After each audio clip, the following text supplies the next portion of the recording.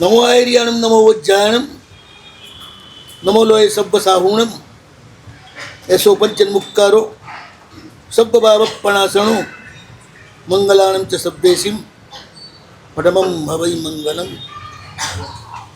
सकलार्हत प्रतिष्ठानम अधिष्ठानम शिवश्रिय भूर्भुवः स्वस्त्रैशानम आर्हन्त्यं प्रणितज्ञये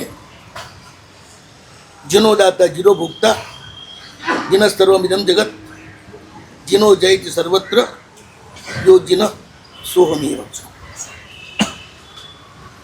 व्यक्ति रूपेण मुक्तिस्थ शक्ति रूपेण सर्वग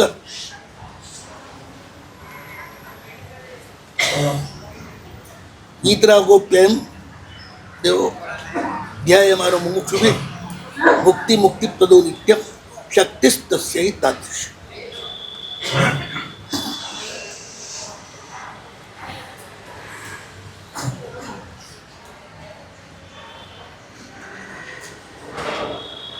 तो एक ग्रंथ वाँचतो तो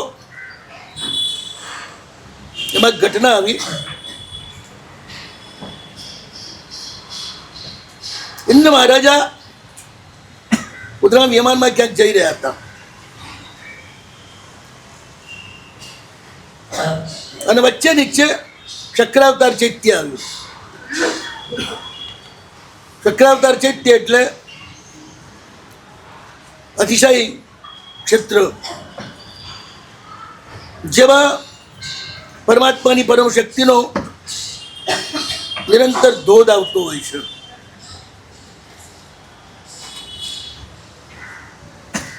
એવું ક્ષેત્ર ઇન્દ્ર મહારાજાનું વિમાન જેવું એ રેન્જની નજીક આવ્યું સ્કલના પાનું પાછું પડ્યું।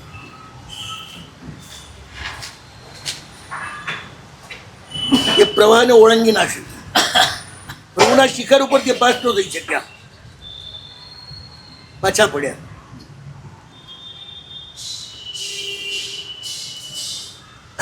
એક વાત નક્કી છે, કોઈ દેવ તો એ કરી શકે નહીં ઇન્દ્ર મહારાજને કે એમના વિમાનને પાછું ફેરવી શકે નહીં। આ શક્તિ કઈ મંદિરમાં આવી રહેલી। બીજો પ્રશ્ન મને એ થતો હતો, મૂર્તિ છેવટે મૂર્તિ છે, પથ્થર છે, ઠીક છે, આપણે માણસ તો એને પૂજી લઈએ। ઇન્દ્રો આટલા બધા શા માટે પૂજા કરે? મેરુ શિખર ઉપર તો જીવતા પરમાત્માને લઈ જાય છે। ચક્રાવતાર ચૈત્યનો અર્થ એ છે ઇન્દ્રો જ્યાં આગળ આવીને ત્યાં રહેલા પરમાત્માના બિંબની ભક્તિ કરે એનું નામ ચક્રાવતાર ચૈત્ય।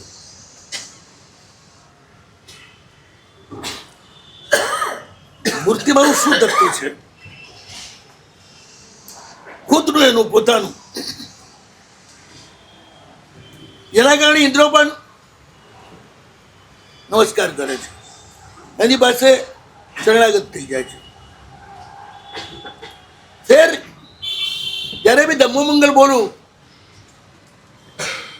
ત્યારે પણ મને એમ થાય મુનિઓ પાસે એવી શું શક્તિ છે, દેવો પણ એમને નમે। કોઈ વ્યક્તિ દુનિયામાં પોતાનાથી ઓછા શક્તિશાળીને નમે નહીં।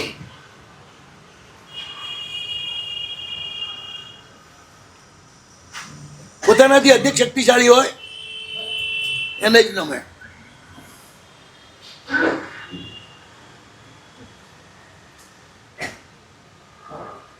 ફેર એક ઘટના વાંચી।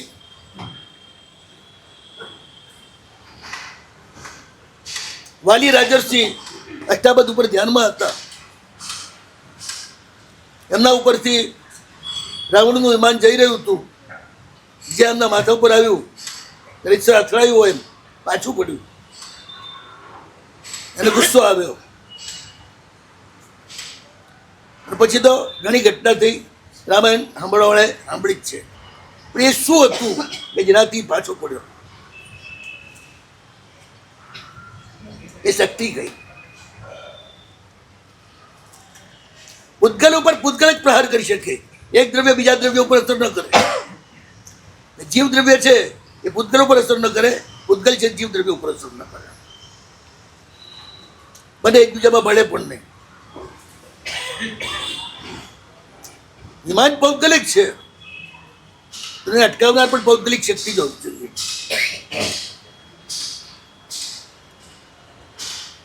અતિન્દ્રિય ભલે હોય પણ અપૌદ્ગલિક ન હોય. આ શું છે? ચરિત્ર વાંચીએ ને આવી ઘટના હોય ને ત્યારે થોડો પ્રશ્ન ઉઠવા જોઈએ. છેલ્લે પ્રભાવક ચરિત્ર વાંચતો હતો, ભાઈ વાંચ્યું જશે. વજ્રસ્વામીની ચરિત્ર ચાલે, એમાં આવ્યું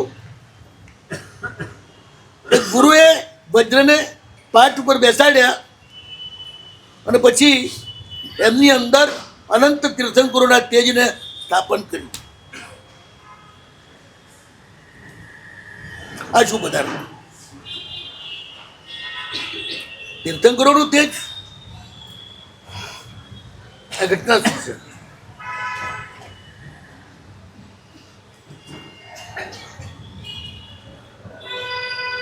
એક નિશ્ચય થઈ ગયો કે નિશ્ચિત તીર્થંકર વિશ્વના સમ્રાટ હોય તો એમની પોતાની એવી કોઈ શક્તિ હોવી જોઈએ જે સમગ્ર વિશ્વને નિયમનમાં રાખે, કંટ્રોલમાં રાખે.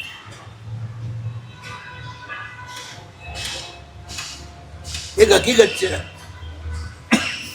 કોઈ પણ રાજા ગમે તો રૂપાળો રૂડો પડવાનો હોય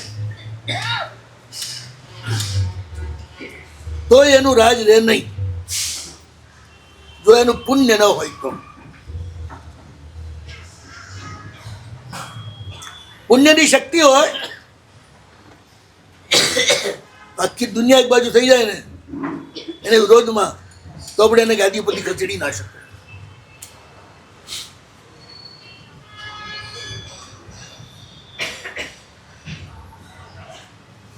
જેટલા વિભાગનો આગેવાન થાય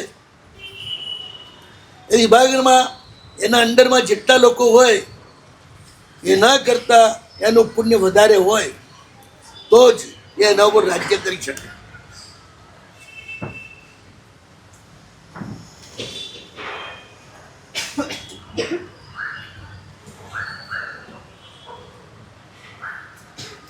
પ્રભુ ત્રણ જગતના નાથ, જેના શરીર પર એક કપડું ના મળે, જેમને કઈ ઘર ન મળે, જેમની કોઈ સેના ન મળે, જેમનું કશું જ ના મળે, તો નાથ કઈ રીતે અનુગ્રહ અને નિગ્રહ કઈ રીતે કરે? નાથ જ છે કે અનુગ્રહ અને નિગ્રહ બંને કરે.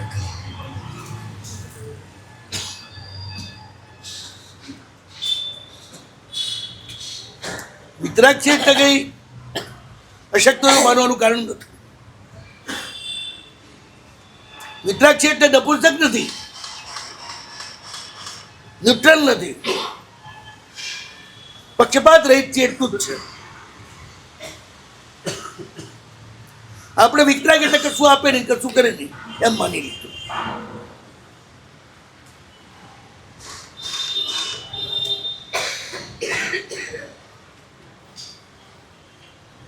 અને એના પરિણામે આપણે જ આપણું કરવાનું છે અને કરીએ છીએ એનો તીવ્ર અહંકાર આપણને સૌને પીડી રહ્યો છે, જેના કારણે જે ઉપલબ્ધ કરવું છે એ નથી મળતું.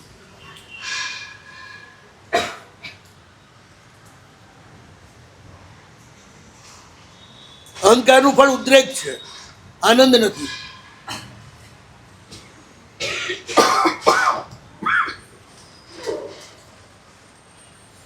2036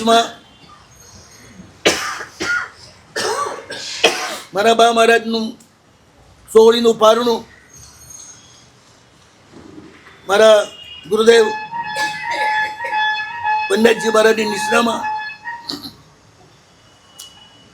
હું બહાર પ્રોગ્રામોમાં હતો અને ગુરુ મહારાજની આજ્ઞા આવી, પાટણ આવી જાઓ. રાજસ્થાનથી સીધો પાટણ ગયો. ચૈત્ર સુદ એકમના પહોંચી ગયો. ચૈત્ર ફાગણ તેરસના એકમના બાબાનું પારણું બહુ આરામથી થઈ ગયું. સાહેબજી બિલકુલ આજાર, પથારી વશ. બાબાની પૂર્ણ તમન્ના હતી સાહેબની નિશ્રામાં જ પારણું કરવું છે. એમની ઈચ્છા પૂરી થઈ ગઈ. હોળી આવી, હોળી પૂરી થવા આવી. ચૈત્ર સુદ તેરસનો દિવસ અને ગુરુ મહારાજે મને બોલાવ્યો. આજથી તારે વ્યાખ્યાન કરવા જવાનું છે. કનકચંદ્ર શ્રી મહારાજ બી ત્યાં હતા,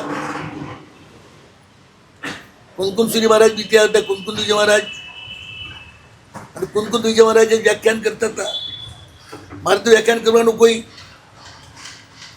પ્રશ્ન જ નહોતો. હું લાઈનમાં હતો જ નહીં. સાહેબ કેમ? બસ કે આજથી તારે કરવાનું વ્યાખ્યાન.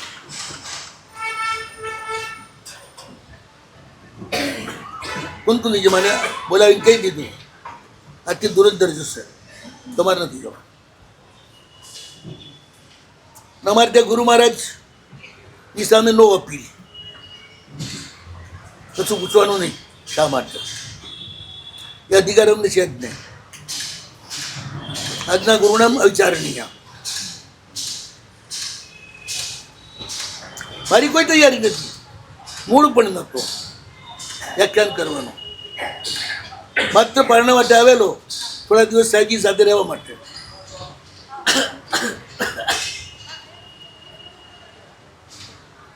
નામે હું પહેલેથી વ્યાખ્યાનનો ચોર છું. કોઈ કરનારો મળે ત્યાં સુધી પાઠ ઉપર જવું નહીં.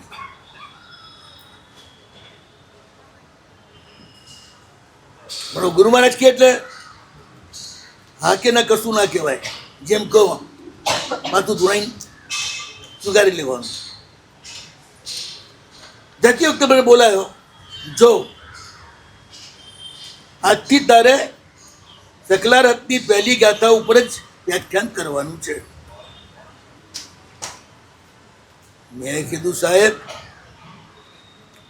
એ ગાથા ઉપર તો કોઈ ટીકાઈ નથી મળતી, કોઈ લેખે નથી મળતો,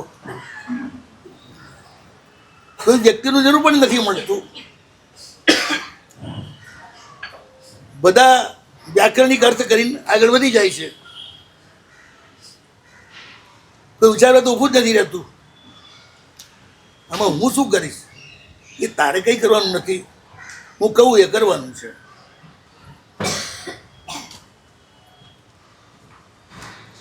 મને કહ્યું આટલા પોઈન્ટ જા. ગયો, બોલવાનું શરૂ કર્યું. પછી મને ખબર નથી, હું ત્યાં હતો જ નહીં. 1.5 કલાકે મારું બોલવાનું પૂરું થયું. એક પણ વ્યક્તિ એક પણ પ્રશ્ન કરી શકે નહીં. એટલી ધુઆધાર સ્પીડથી હું બોલું. વચ્ચે કોઈ પ્રશ્ન જ ના પૂછી શકે, કશું જ ના કહી શકે. એટલી ખબર છે બસ. બહુ ઝડપથી બોલાતું હતું. જેના પર વિચાર્યું ના હોય, કોઈ પોઈન્ટ્સ ના હોય, કોઈ મારી પાસે નોટ્સ ના હોય, અને બોલવાનું. સાહેબ એટલું કહેલું, પ્રાર્થના કરજે પ્રભુને કે તમારા અસ્તિત્વને મારે જોવું છે અને ખોલવું છે, તો કૃપા કરો અને પડદો ઉઠાવો. એટલી પ્રાર્થના કરજે પ્રભુને. પ્રાર્થના કરી શરૂ થઈ ગયેલું. એક ક્રમ 15 દિવસ ચાલ્યો, રોજનો 1.5 કલાક.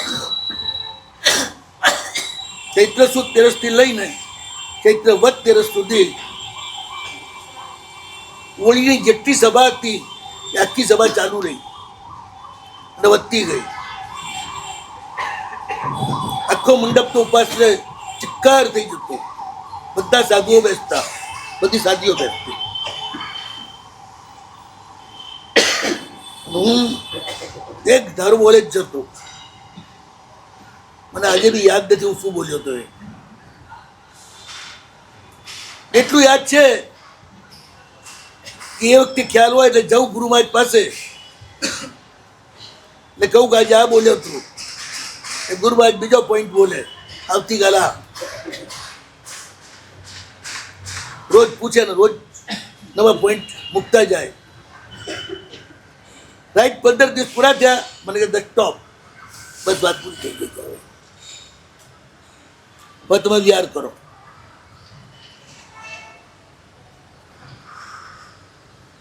મને તારી પાસે આ જ કરાવવાનું હતું કામ.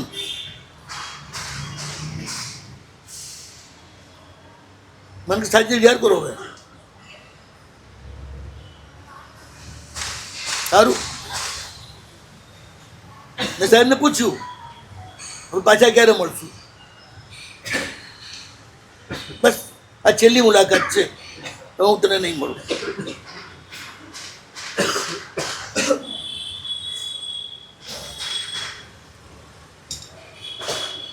હું એકદમ ઢીલો થઈ ગયો. આમ તો કેમ ચાલે? તમે એક એવા વિષયમાં મને ઉતાર્યો છે જેનો કોઈ પંડિત નથી,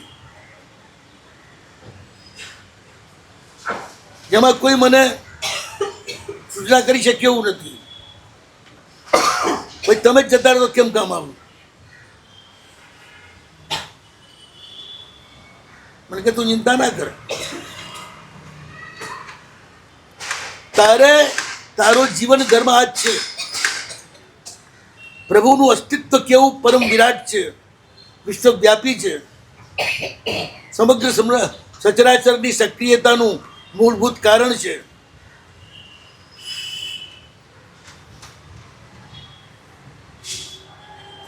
આપણે જે કંઈ કરીએ છીએ એ એમની શક્તિથી જ કરીએ છીએ. આપણે અહંકાર કરવાનું કોઈ કારણ નથી. મેં કર્યું એ જ અજ્ઞાનતા, સકેટનો ભાર જીવ સ્વાન તાણે. બધું જ પ્રભુ દ્વારા જ થાય છે, પ્રભુની કૃપાથી જ થાય છે.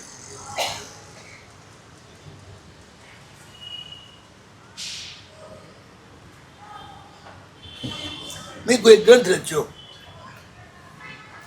રચ્યો તેનો કોઈ અર્થ નથી કે મારી રચના છે.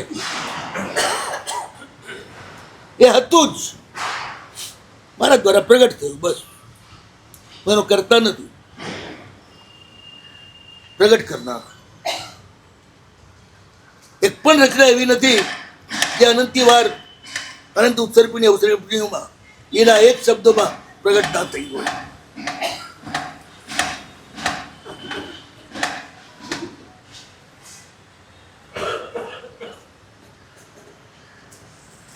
બોલાયેલું જ બોલાય છે, બોલાયેલું બોલાતું જ નથી. અહંકાર કરવાનું કોઈ કારણ નથી. મેં આમ કર્યું, મેં તેમ કર્યું. મારા પ્રભુના જ્ઞાનમાં જે છે એમાં થોડું ઉલેચીને તે બહાર મૂક્યું.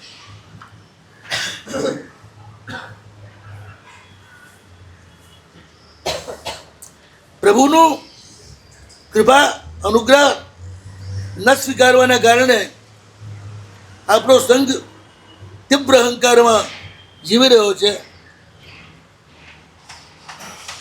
અને એના કારણે ભવિષ્યમાં આ સંઘને ઘણું બધું સહન કરવું પડશે. કારણ કે એમાં પ્રભુની આજ્ઞા શક્તિનો અસ્વીકાર થાય છે, ને સૌથી મોટી આ સાધના છે. એનાથી શ્રી સંઘને બચાવવો જ જોઈએ. ને કામ તારે કરવાનું છે. પ્રભુની આજ્ઞા શક્તિ કઈ?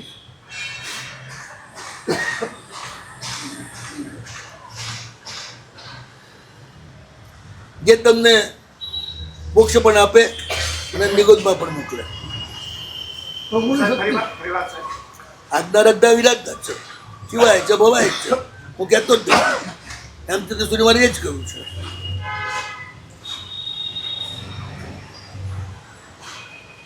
રાજાની રાજશક્તિ છે ને એ પ્રજાને સુખાકારી આપે, એમ પ્રજાની સાથે અસહયોગથી ચાલે અને દંડ કરે ખરી. સજા કરે. કઈ રાગદ્વેષ હોય છે કે તેના કર્તવ્યનું એને ફળ મળતું હોય છે. કર્તવ્યનું ફળ. કર્તવ્યનું ફળ રાજા તરફથી મળે. કર્મણ્ય એવા અધિકારો છે માં ફલેશું કદાચ. ફલ પછી પ્રભુએ જે વ્યવસ્થા કરેલી છે એ પ્રમાણે જ મળશે. એ તમારી ઈચ્છા પ્રમાણે નહીં મળે. તો અજયનો અને આપણામાં ફેર શું રહ્યું? કઈ ફેર નથી. એક દિવસ 7 દિવસ સુધી મેં સિદ્ધપુરમાં બધા અજૈન વેદાંતિ વિદ્વાનોની વચ્ચે 7 દિવસ પ્રવચન કર્યા. રોજ હું જઉં પછી જે વિષય આપે એ વિષય ઉપર મારે બોલવાનું. હું ત્યાં બેસું એટલે પાઠ ઉપર એ રીતે 7 દિવસ હું બોલ્યો અને આપણી જ વાતો કરી. છેલ્લે દિવસે પંડિતે ઉભા થઈને કહ્યું, એક જૈન સાધુ આપણા વેદ અને વેદાંતના આટલા બધા વિદ્વાન હોય ને આપણી જે કરતાં પણ વધારે જાણકાર હોય, આ પહેલી વાર જોવા મળ્યું. મેં કહ્યું, પંડિતજી, મેં હજી તમારું કોઈ વેદે નથી જોયું, તમારું વેદાંતે નથી જોયો. એ તો મારા ભગવાને જે કહ્યું છે એ જ કહ્યું ને. એ તમને એમ લાગતું હોય કે તમારે વેદ વેદાંતનું જ છે તો સમજી લેવાનું કે તમારામાં અમારામાં કોઈ ભેદ નથી, ભેદ અહંકારનો જ છે.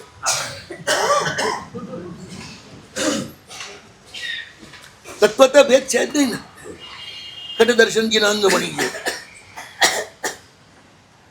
તમે આગ્રહ કરો તો તમે નથી ભગવાનના શાસનમાં. સારું કરતા હોય તો એનો આગ્રહ ન હોય?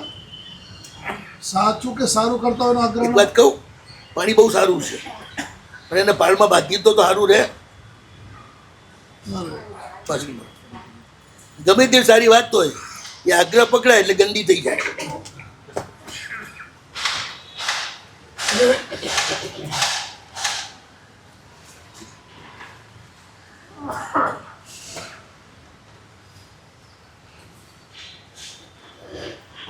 રસોઈને પેક કરીને મૂકી દો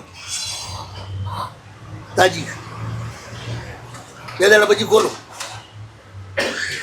બની રહ્યું.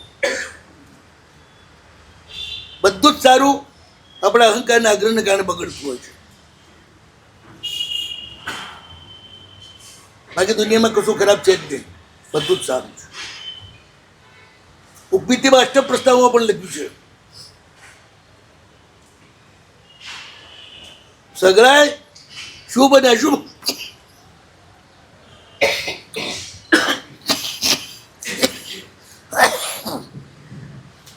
શુભ અને અશુભ બંનેનું જે પરમ નિમિત્ત કારણ છે એવા એ સુસ્થિત મહારાજા. ફરીથી સાહેબજી. જગતના સર્વ શુભ અને અશુભ બંનેનું જે અસાધારણ પરમ નિમિત્ત કારણ છે. નિમિત્ત કારણ છે. ઉપાદાન તો બધા આપણે છીએ જ, બધા દ્રવ્યો ઉપાદાન છે. નિમિત્ત કરતા કોણ છે? પ્રશ્ન એટલો જ છે. નિમિત્ત કરતા પરમાત્મા છે. કુંભકાર છે ને, એને કુંભકાર કહો છો ને તમે, હા. માટીકાર નથી કરતા, ના. પણ કુંભકાર તો કહો ને. હા. એ માટીનો એ કરતા નથી, પણ માટીમાંથી ઘડો બનાવવાનો તો કરતા છે ને, છે. એટલે તેને કુંભકાર કહેવાય ને. પણ રિયલભાઈ શું છે કે માટીમાં કુંભ થવાની યોગ્યતા છે. એમાં સાધન રૂપે ચક્ર, દંડી, વસ્ત્ર આ બધું છે, પણ અસાધારણ કારણ કોણ? ના. અસાધારણ કારણ પરમાત્મા. વાહ. અસાધારણમ કારણમ કરણમ. બરોબર ને? પ્રભુ કરતા નથી, પણ કર્મના અસાધારણ કારણ છે. તમારી ક્રિયામાંથી જે કર્મ ઉત્પન્ન થાય છે એ પ્રભુની આજ્ઞા પ્રમાણે હોય તો શુભ બની જાય, પ્રભુની આજ્ઞાથી વિરુદ્ધ હોય તો અશુભ બની જાય. ફરી તમે જે ક્રિયા કરો છો એનાથી કર્મ તો બંધાય જ. ક્રિયા એ કર્મ, કર્મ બંધ થવાનો જ, પણ પ્રભુની આજ્ઞા પ્રમાણે હોય તો શુભ બંધ થાય, પ્રભુની આજ્ઞાથી વિરુદ્ધ હોય તો અશુભ બંધ થાય. ભગવાનની આજ્ઞા શું? ભગવાનની આજ્ઞા શું? તને જેવું ગમે છે એ રીતે બધાની જોડે વર્ત.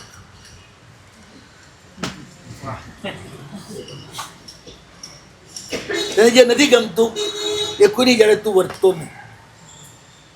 આ ભગવાનની આજ્ઞા છે. બોલો, તમારે તો મન ફાવતું કરવું છે અને અમારી પાસે મન ફાવતું કરાવવું છે. ચડી બેસવું છે માપે. બોસિઝમ જરાક કઈ મળ્યું નથી કે બોસ થયા નથી તમે. પણ સબકા માલિક એક, માલિક તો એક માત્ર પરમાત્મા છે.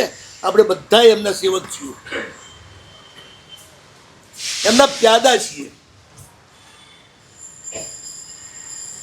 રમત રમાડે રામ.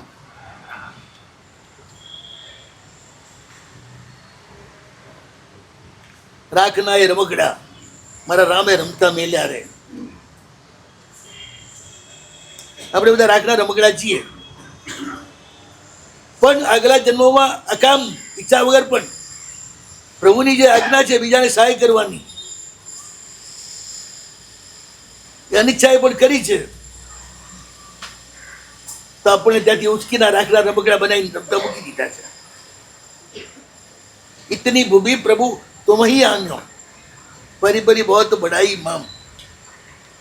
યશુજી મહારાજના મગજ ઉપરથી ન્યાય અને તર્કનો ક્યાંક ઉતરી ગયા પછી આનંદગંજના સ્પર્શથી પરમાત્માની પરમ સત્તાનો સ્પર્શ થયો.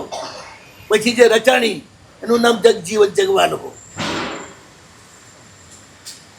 પહેલો જ શબ્દ જગજીવન.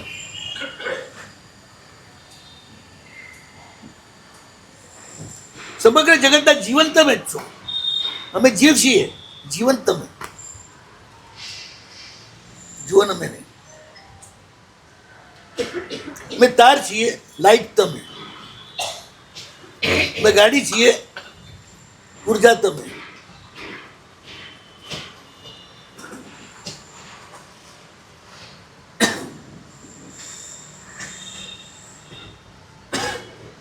નાદી નિગોદના ગર્ભમાંથી નીકળેલા આપણે હિમ બિંદુ કરતા પણ વધારે ઠરેલા હતા. ઉષ્માનો અંશ પણ નહોતો. સિદ્ધ પરમાત્માની અસીમ આકર્ષણથી તમારું ભવિતવ્યતા તમારી પાકેલી, તમારો નંબર આવવામાં લાગી ગયો. પછી ત્યાંથી બહાર નીકળવામાં લોટરી ફાટતી હોય છે, લાગે એનો ખરો. પણ પછી ત્યાંથી આખો જે ક્રમ છે નિર્વાણ સુધીનો, નિવૃત્તિ નિર્વાણ સુધીનો એ માર્ગ એ પ્રભુ પોતે જ છે. માર્ગ પોતે કેવી રીતે થઈ શકે? મધ્ય અભિપણા છે. જે વસ્તુ કઈ છે પંચ પરમેષ્ઠીની, પ્રભુને માર્ગ કયા છે. માર્ગ એટલે ચાલવામાં અસાધારણ હેતુ. મગ્ગ દયાળમ કયા છે કે માર્ગ કયા છે? માર્ગ પણ કયા છે, માર્ગદાતા પણ કયા છે. બે છે પ્રભુ. બોલો.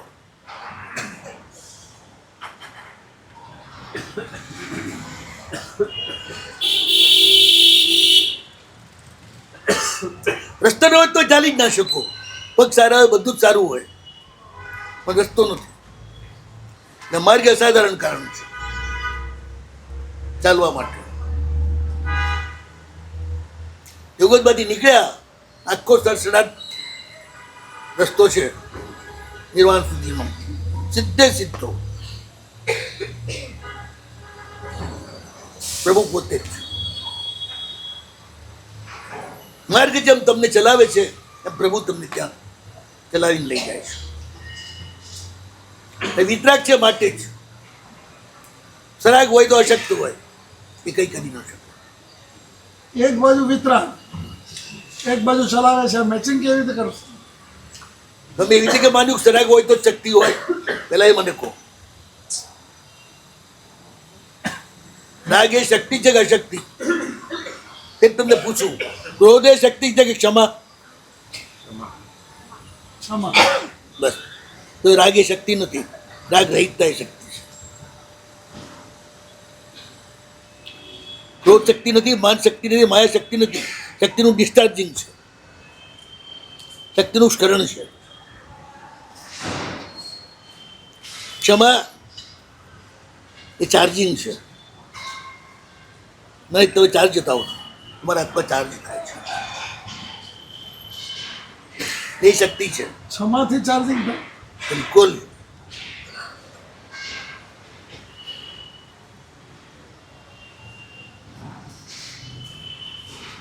આખા દિવસના થાકેલા હુઈ જાઓ તો ચાર્જ થાવ છો કે થાકી જાઓ છો? ચાર્જ થાય. કંઈ કરો છો ખરા એમાં?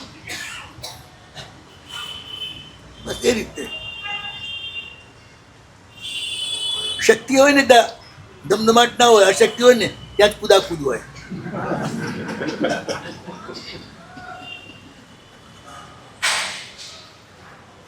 આપણે ત્યાં કહેવત છે ને, દબડાને ગુસ્સો વધારે. દુબળી આવીને બગાઈ ગણી. ક્ષમતા હોય ગુસ્સો આવે જ નહીં. પરિસ્થિતિને જે સંભાળી ન શકે, સહી ન શકે, એને જ ગુસ્સો આવે. મુખ્ય વાત એ છે, ક્રોધના જનક તમે છો, ક્ષમાના જનક પરમાત્માનો અનુગ્રહ છે. તો ક્રોધના જનક જો આપણે કહીએ આત્મદર્શી લેવાનું, તો કે શરીરને લેવાનું. આત્મા પરમાત્મા છે સામે. એનો તો એ થયો ભંગી ને રાજા બે એક સરખા. એ માણસ છે ના એ માણસ છે. લો તો ફરક શું? ક્યાં છે? તો ફરક છે. પેલા પુણ્યના જનક છે, પેલા પુણ્યના જનક છે, અને તમે બાપના બાપ છો. પરમાત્મા એ પુણ્યના પિતા છે, અને તમે બાપના પિતા છો. જ્યાં તમે મુખ્ય હો ત્યાં બધે પાપ બંધાય. જ્યાં પ્રભુ મુખ્ય હોય ત્યાં માત્ર પુણ્ય જ બંધાય.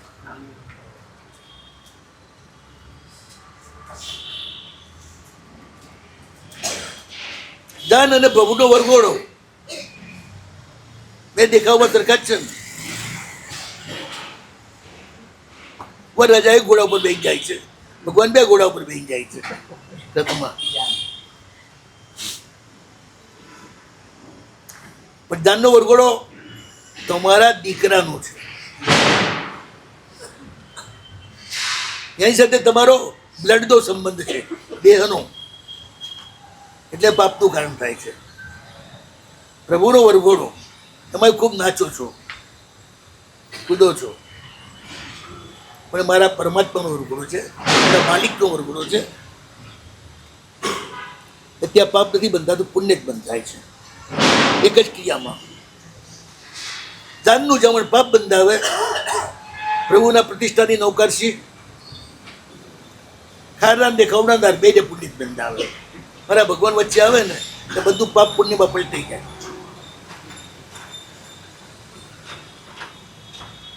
બધું કોઈ રસ્તો જ નથી.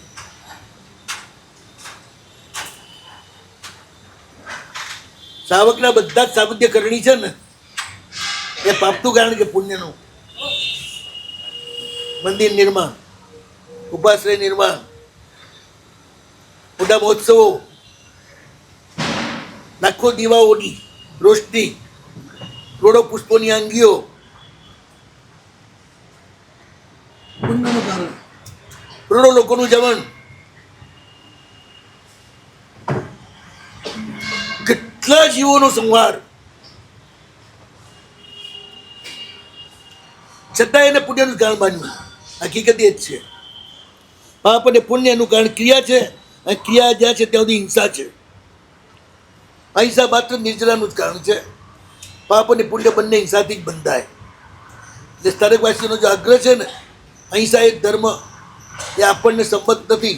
આપણે આજ્ઞા એ જ ધર્મ છે. લશ્કરની અંદર જોડાયેલો સૈનિક આજ્ઞાથી ફાયરિંગ કરે, 500 માણસ મરી જાય, એમાં એના ઉપર કયો કેસ ચાલે?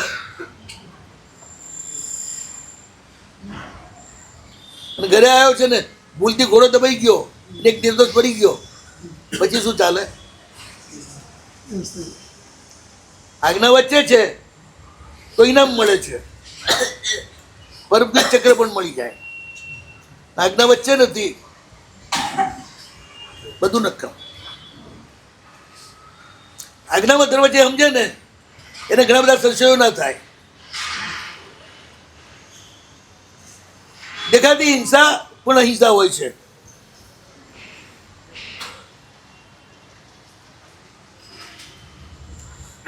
એ સ્વરૂપ હોય છે, દેખાવમાં હિંસા હોય છે, રિયલમાં નથી પણ હોતી. નિશ્ચયના અને વ્યવહારની બધી વાતો છે ને પછી ચર્ચા. આપણે તો પ્રભુ શું કરે છે એટલી જ વાત કરવી છે. એટલે પરમાત્માનું અસ્તિત્વ માત્ર પુણ્ય બુદ્ધિનું જ કામ કરે છે, બીજું પણ નહીં. તમે એમના અસ્તિત્વનો ઇનકાર કરો તો પાપ વૃદ્ધિનું કારણ બને. અહંકાર એ પરમાત્માના અસ્તિત્વનો અસ્વીકાર છે.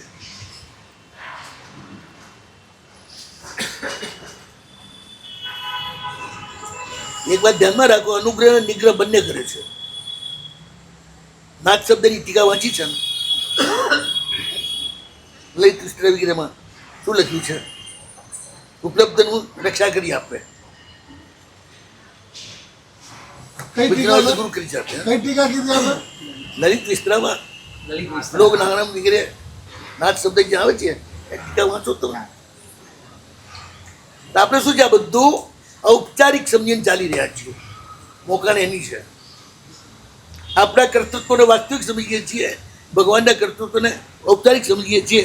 હકીકતે તમારું કર્તૃત્વ ઔપચારિક છે ને એમનું કર્તૃત્વ વાસ્તવિક છે. શીર્ષાસન થઈ ગયું છે. આપણું કર્તૃત્વ દેખાય છે, પરમાત્માનું કર્તૃત્વ દેખાવું તો જોઈએ ને. આ તમે બધા રાખેલા રમકડાઓ ભેગા થયા છે એ પ્રભુનું કર્તૃત્વ છે. અહીંયા આપણે ભેગા કર્યા મેડમ. આ કે મોલ છે, આ કે સસ્તો માલ લઈ વેચાવાનો માટે ભેગા થયા છો. ને આપણું કેવું એમ છે કે અમે આવ્યા છીએ ભગવાનને કારણે આવ્યા છીએ. કોણ? અમે બધા તો ભગવાન જાણતા નતા ના આવ્યા છો?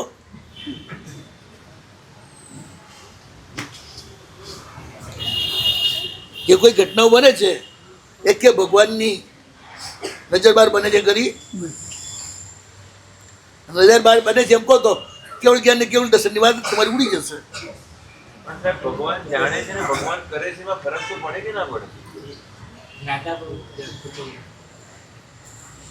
એકનું જાણવું માત્ર જાણવું છે, એકના જાણવામાં શક્તિ પણ છે. બીજી ભગવાન કશું કરતા નથી, એક વાત ધ્યાનમાં રાખો. ઈતરાગો પ્રેમ દેવો ધ્યાય માનો મુમુક્ષુ ભી મુક્તિ મુક્તિ હૃદો નિત્ય શક્તિ તસ્ય હિતા. ભગવાને શું માંગ્યું છે? જો હોવે મુજ શક્તિ સી સવી જીવ કરું શાસન રહો. આપણે એ શક્તિની જ ઓળખાણ કરવાની છે. ભગવાને જે માંગી એ શક્તિ કઈ, એનું સ્વરૂપ શું? શક્તિ સિવાય વિશ્વમાં કોઈ ફેરફાર થઈ જ ના શકે.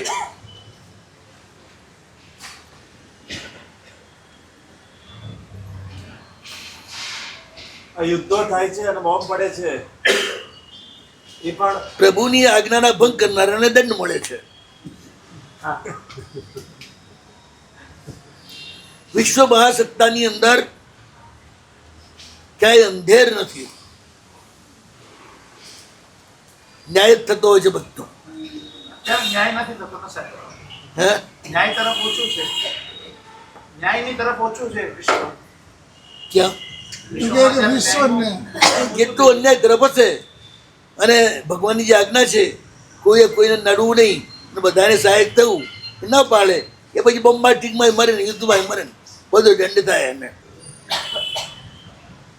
આ દેશની રક્ષા પડેલી છે ને, યુદ્ધની અંદર દેશની રક્ષા પડેલી છે ને. એક વાત ખ્યાલમાં રાખો, અમેરિકા વેનેઝુએલાના પ્રેસિડેન્ટને ઉપાડી જાય કે એણે અમેરિકા ઉપર આક્રમણ કર્યું હતું, ના કેમ ઉપાડી ગયો? એનો માલ ખાઈ જવા, સીધી ને સાદી વાત છે. જે એનું નથી એના બાબતું કરવા માટે એ અન્યાય છે. આજ નહીં તો કાલ એને ભોગવવું પડશે.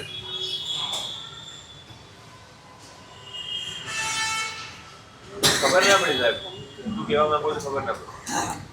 અરે ટ્રમ્પે પેલા ઉપાડ્યો કે નહીં? બરાબર. એ ન્યાય છે કે અન્યાય? અન્યાય. બસ. એ પ્રભુ શક્તિથી થતું હોય તો અન્યાય કઈ રીતે કહેવાય?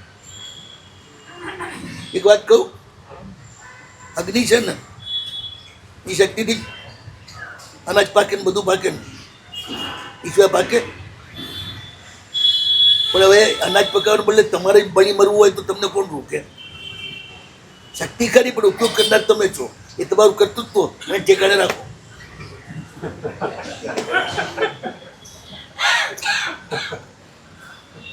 શક્તિનો દુરુપયોગ ન કરો. બંદૂક આપી એનો અર્થ એ નથી તો સ્કૂલમાં જઈને બધા વિદ્યાર્થીઓને દંડ કરી નાખો. તમને કોઈ મારતો હોય તો બચાવ કરો. પહેલાથી જ કહું છું, પ્રભુ શક્તિ છે. શક્તિ તમને આપે છે એ સદુપયોગ કરો તો નિર્વાણમાં લઈ જાય, દુરુપયોગ કરો તો નિગોદા ઠોકી જાય. તમે અશક્ત છીએ, આપણે સૌથી અશક્ત છીએ એ વાત પહેલા સ્વીકારવી પડે. શક્તિ માત્ર પરમાત્માની જ છે. એનું ભૌતિક દ્રષ્ટાંત આપવું. આખું વિશ્વ દોડે છે, બધી પ્રવૃત્તિ કરે છે, બધાનું માઇન્ડ પણ બહુ સરસ ચાલે છે. માત્ર 3 દિવસ સૂર્ય ન ઉગે તો આ બધાનું શું થાય?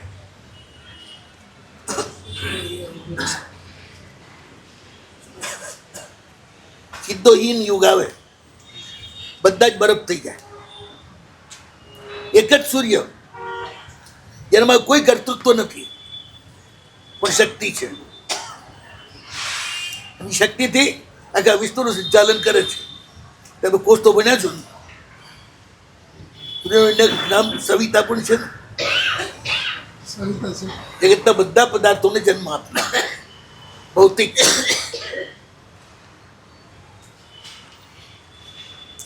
તો સૂર્યનું કોઈ રોલ છે પોતાનો વ્યક્તિગત?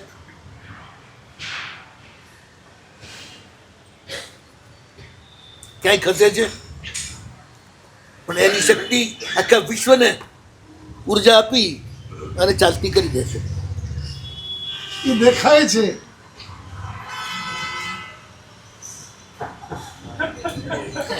એની શક્તિ ક્યાં દેખાય છે? અનુભવાય છે. એમ બોલો, દેખાતી નથી. એમ પ્રભુની શક્તિ પણ અનુભવાય છે. કઈ રીતે? તમે છો એ રીતે. એ ન હોય તો તમે ના હો. એ તો જવાબ ઉડાડો ના કહેવાય. તમે પેલા પૂછો છો ને એમાં ભગવાનને ઉડાડો છે, એનું શું કરવું?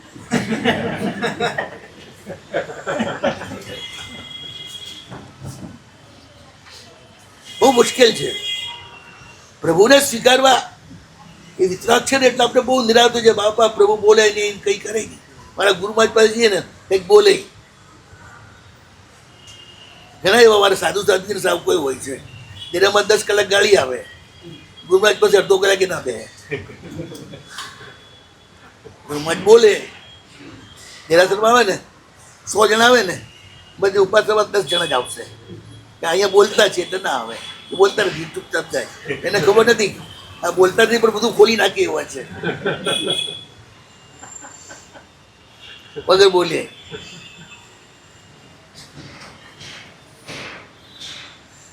પ્રભુએ જે સંકલ્પ કર્યો ને, જો હવે મુझे શક્તિ છે તો જીવ કરું શાસન રહેશે. યોગ સાધનાના જેની વાતો આગમમાં નથી, તંત્રમાં છે. દ્રષ્ટિએ યોગી જેમ આગળ વધતો જાય એમ સજીવ અને નિર્જીવ બધા પદાર્થો સાથે એનું જોડાણ થતું જાય, પછી એના પર એનો અધિકાર આપતો જાય. દ્રશ્ય ને અદૃશ્ય બધા ઉપર એનો અધિકાર આવે છે યોગીનો. પ્રભુ અનુત્તર યોગી છે, એટલે જેનાથી ઉપર કોઈ યોગી નથી વિશ્વમાં. ત્રીજા ભાવમાં પ્રભુ યોગની ચરમ કક્ષા પ્રાપ્ત કરે છે. એ સમયે એ દેહરૂપ નથી રહેતા, વિશ્વરૂપ બની જાય છે. હોય છે તો દેહ રૂપે, ત્રીજા ભાવે તો હજી દેહ રૂપે જ છે ને. સૂર્ય ગોળા રૂપે ત્યાં જ છે, પ્રકાશ રૂપે વ્યાપ્ત થઈ જાય છે, સમગ્ર વિશ્વનો અનુભવ કરે છે, બધા જ આત્માના સુખ દુઃખનો અનુભવ કરે છે, એના કારણોને પણ જાણી લે છે. એમના પગ નિગોદમાં હોય છે તો એમનું માથું સિદ્ધશીલામાં હોય છે. સિદ્ધોના પરમ સુખનો પણ અનુભવ કરે છે, કારણ કે સર્વ ભુવપ ભુવસ્સ, જગતના સર્વ જીવો સાથે એકતા સાધેલી હોય છે. એમાં માત્ર સંસારી નહીં, મુક્ત બનીની સાથે એકતા કહેવાય તો જ કહેવાય ને. સર્વપ ભુવસ્સ લખ્યું છે, સર્વ ભુવપ સ નથી જન્મ. આ શબ્દ છે જીવ માટે. જીવ છે, સત્વ છે, આત્મા છે અને ભૂત છે. સાહેબજી, સર્વજીવો ને મોક્ષમાં લઈ જાઓ, સભી જીવ કરું શાસન ઋષિ, એમને જ થાય છે. એ કેવી રીતે કરતે? એ પ્રોસેસ શું હશે? અમને કેમ નથી થતી? નેતા થવાની કેટલાની ઈચ્છા થાય, જોશ કેટલા રમવું હોય, અક્કલ કેટલામાં હોય. મોટાના ભાગના તો ગાડર જ હોય છે. જાય તથા ભવ્યત્વના અસંખ્ય પ્રકારો છે. વીજળીના ગોળા બધા સરખા હોય ને, પણ વોલ્ટેજ ની શક્તિ બધાની સરખી હોય. કોઈ ગોળો 1 વોલ્ટેજ નો હોય, કોઈ 0 નો પણ હોય, કોઈ લાખ વોલ્ટેજ નો પણ હોય. ગોળા છે, વીજળી પણ છે, પણ ક્ષમતા અને તાકાત વોલ્ટેજ કેટલા પકડી શકે છે એનો. અનંતના તથા ભગતનું એવું છે, વિશ્વના સર્વ જીવો સાથે એકતાનું સંવેદન કરી શકે. એટલે કોણ? તીર્થંકરના આત્માઓ. એ શક્તિ આપણા નથી. મુંડ કેવલીમાં સૌથી ઓછી હોય. એથી ઉપરના એમ લેતા જાઓ. ચક્રવર્તી બધા નામકરણ, તીર્થંકર નામકરણના જ ભેદ છે. તો તીર્થંકરની શક્તિ અને કેવલીની શક્તિમાં ફેર પડી જાય. શક્તિ તીર્થંકર સશક્ત હોય, કેવલી અશક્ત હોય. પ્રજા અને રાજામાં ફરક શું? તો ઘણો ફેર છે. રાજાનું પુણ્ય શક્તિ જબરદસ્ત હોય, પ્રજાની ના હોય. એમ સામાન્ય કેવલીની પુણ્ય શક્તિ ના હોય, તીર્થંકરની પુણ્ય શક્તિ જબરદસ્ત હોય. આનંદથી એટલે તીર્થંકર નામ કરલો વિભાગો દઈથી ફેલાયેલો વિસ્તાર. તીર્થંકર નામકર્મના ઉદય વિભાગો દઈથી ઉત્પન્ન થયેલો શુભ પરમ પવિત્ર પુણ્યના પરમાણુનો પુંજ. તમને એ બી ખબર નથી. બધા બોલો ને અમે સાહેબ પુણ્યના ઉદયથી આ પામ્યા. હું પૂછું છું, પુણ્યની કેટલી પ્રકૃતિ છે? 42. કઈ પ્રકૃતિના ઉદયથી પામ્યા? પ્રભુનું શાસન કઈ પ્રકૃતિના ઉદયથી પામ્યા? ગણી જાઓ બધી પ્રકૃતિઓ. શુભ ઈશ્વર ને શુભ સંસ્કાર ને શુભ ગતિ ને એ તો બધી ગતિ ને બધી થયું, એ બધું મળ્યું. ભગવાન કેમ મળ્યા, કયા પુણ્ય? આપણું કેવું છે જીન નામ કરવાના હિસાબે? પુણ્ય એટલે તીર્થંકર નામ કર્મ જ. ગુરુ મહારાજ કહેતા પારકાનું જ્યાં સ્વાર્થ ગૌણ કરીને વિચાર શરૂ થયો કે પુણ્ય શરૂ થયું. અને પારકાનો વિચાર તો જ આવે જો પ્રભુનો સ્પર્શ થાય. એકો બી શુભ વિચાર ભગત પ્રસાદિને કોઈનું પણ શુભ કરવાનો વિચાર પ્રભુના પ્રભાવથી જ તમને આવે છે. તમારા ઘરનો નથી. અશુભ કરવું એ તમારા ઘરનું છે. આવું કેમ કરે પછી? શુભ બધું ભગવાનના ખાતે ને અશુભ બધું અમારા ખાતે. હા ભાઈ, હા બોલું હવે. ફળ ને ફસલ ને બધું ખેતરમાં અને ઘરમાં પાયખાનું જ છે.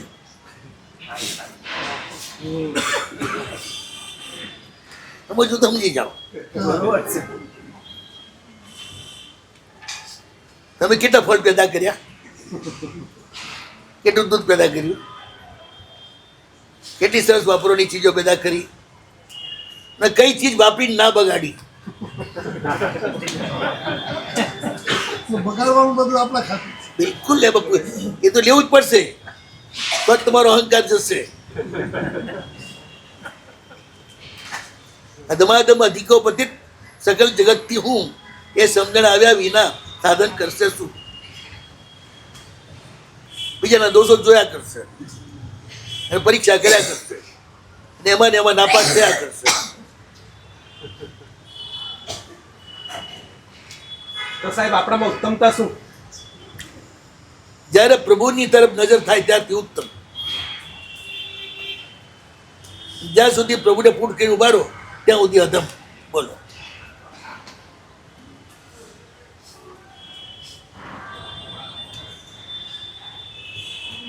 લોટે લોટું છે. પાર તો સ્પર્શ થાય તો સુવર્ણ થઈ જાય, ના થાય તો કાટ થાય.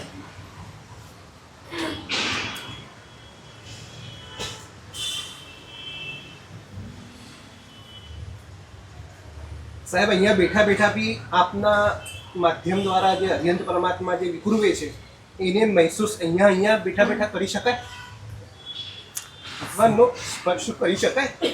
શું પણ તીર્થંકરોનો સ્પર્શ કરી શકાય અહીંયા બેઠા બેઠા? સ્પર્શ કયા પ્રકારનો, કેટલા પ્રકારનો? નથી હું તમને એક વાત પૂછું, સૂર્યનો સ્પર્શ થાય છે કોઈને? કે બળી જ જાય? કિરણનો થાય છે. એની શક્તિનો થાય છે. પ્રભુની શક્તિનો સ્પર્શ થાય જ છે. અમૃતાનું સ્થાન થાય ને એ પ્રભુનો શક્તિનો સ્પર્શ હોય તો થાય, એ તો ના થાય. ત્યાં બધા લક્ષણો જે છે ને એ સ્પર્શના લક્ષણો છે. રોમાંચિત થવું, નિષ્કારણ આનંદ ઉભરાવો, આંખમાંથી આંસુ આવવા,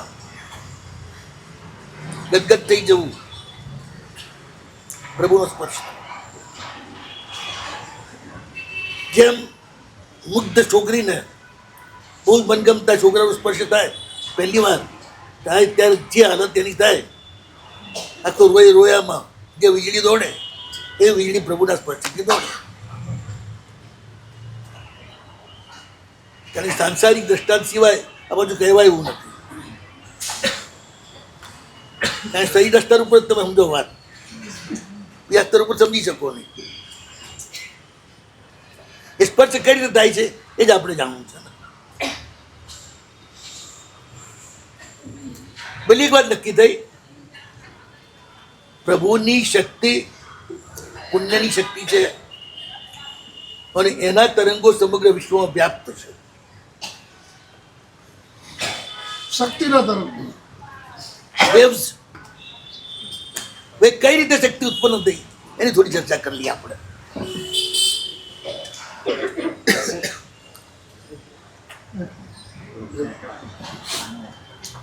એમ કે છે 10 મિનિટ.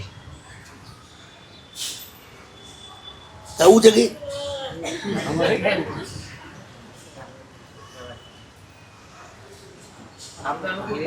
ધારા વ્યવહાર તો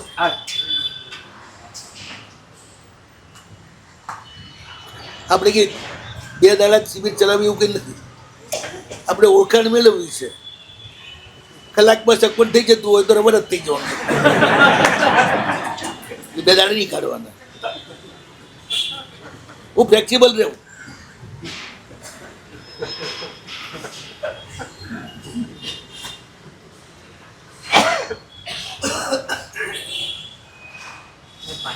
પ્રભુએ માંગ્યું થોડીક વાત છે.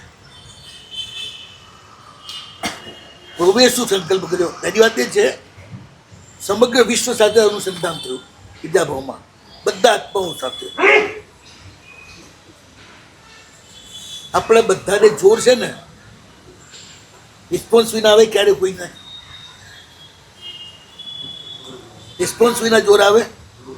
રિસ્પોન્સ અને સપોર્ટ એ તમે તમને આપો કે બીજા તમને આપે? બીજા તમે તો ના કહો શાબાશ શાબાશ, બીજા જ આપે ને. એ જ તમારી શક્તિ બને ને.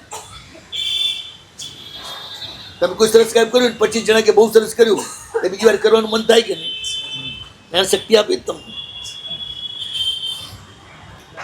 પ્રભુ સમગ્ર વિશ્વના સર્વ જીવોના સુખ દુઃખને એ સાધનાની ચરમ ટોચે જાણી લે છે. સિદ્ધશીલાનો સ્પર્શ પણ કરે છે, નિગોત્તો પણ સ્પર્શ કરે છે.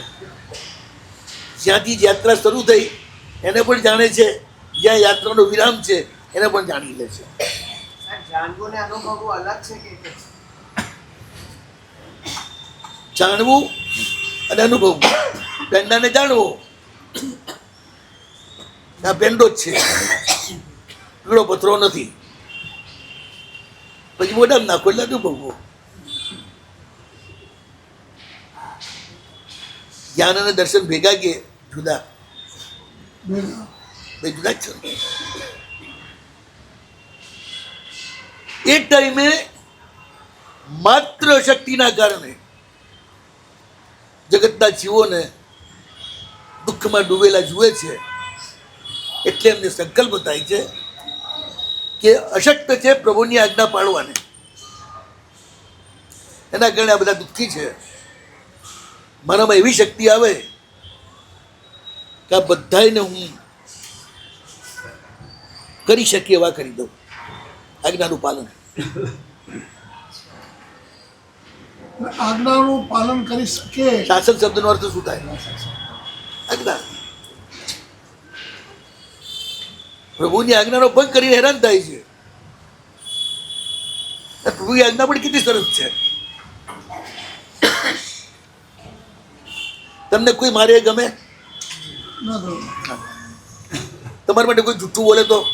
ના ગમે, તમારી કોઈ ચોરી કરી જાય તો? નહીં, તમારી છોકરીને ઉપાડી જાય તો? તમે ભૂખ્ય ભરતા હો અને પેલા ઢગલા ધાનના ભેગા કરી જાય તો? બસ તે ના કરવું એનું નામ પંચમહાવ્રત.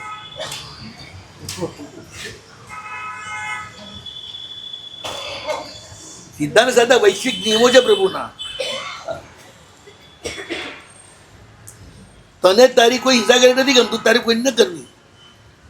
તારા માટે કોઈ જૂઠું બોલે તને નથી ગમતું, તારે નહીં બોલવાનું. તારી વસ્તુ કોઈ ચોરી જાય તને નથી ગમતું, તારે ના ચોરવી.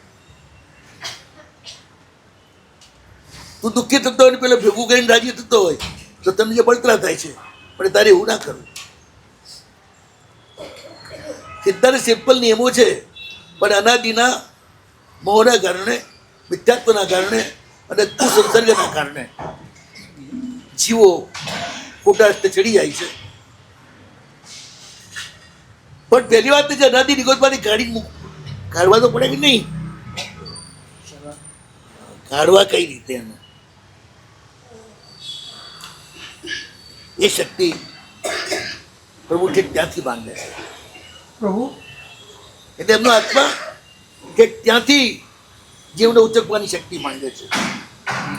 બહાર આવે તો અહીંયા આગળ પછી કલ્યાણ થાય ને. એમ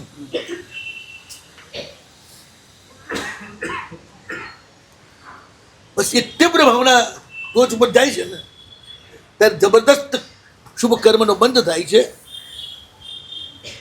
અને વાસ્તવિક દ્રષ્ટિએ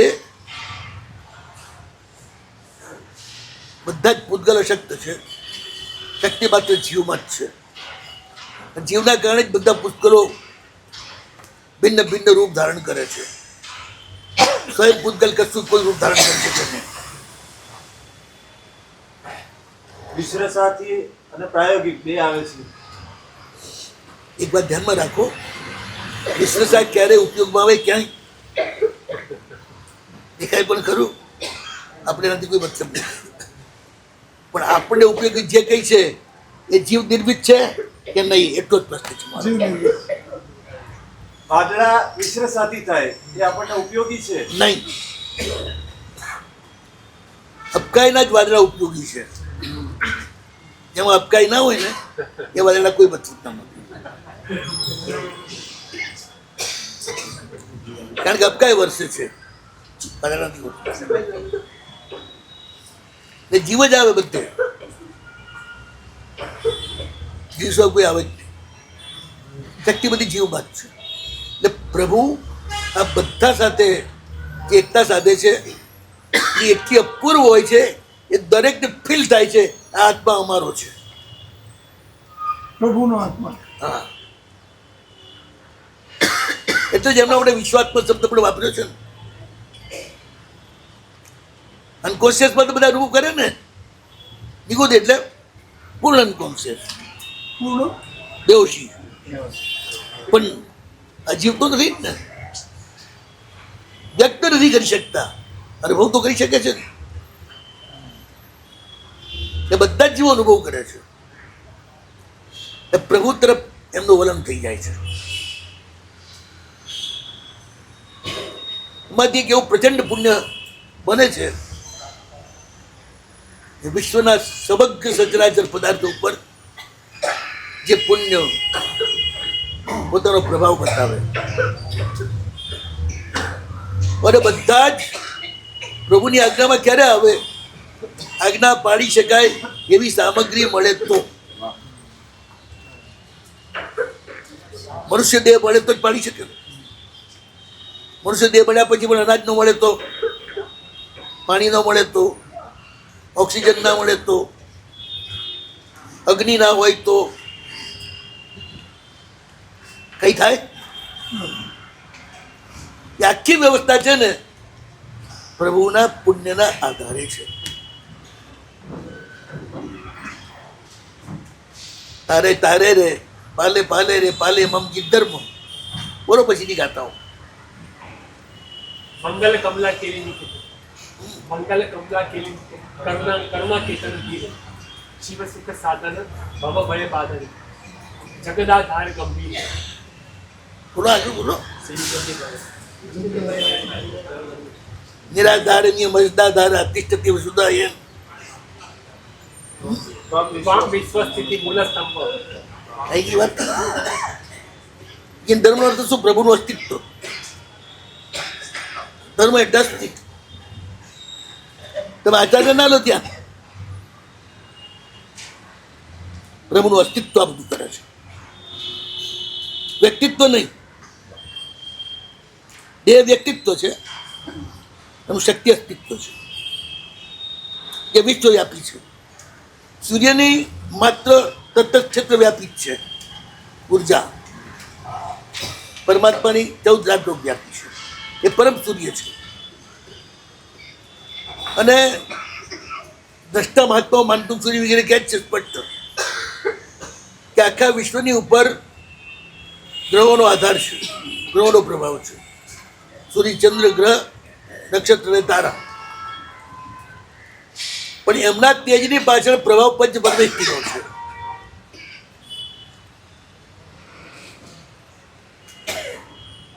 સિદ્ધ પરમાત્મા પરમ સૂર્ય છે. લાલ કલર છે, આકર્ષણ કર્મ છે.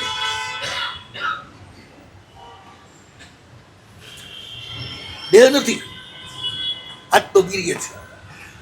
સિદ્ધ નિર્વીર્ય તો છે જ નહીં ને, અનંત વીર્ય છે. વીર્યમાંથી ઉર્જા ઉત્પન્ન થાય છે. બસ તમે એની સાથે જોડાઓ એટલે તમારા આત્માને શુદ્ધ કરી નાખે. જેમ માટીવાળું સોનું અગ્નિ સાથે જોડાય અને જેમ શુદ્ધ થઈ જાય એમ પ્રભુનો એ અગ્નિ આપણને શુદ્ધ કરે. સિદ્ધ પરમાત્માની પરમ ઉર્જા આપણે સિદ્ધિ પકડી શકતા નથી.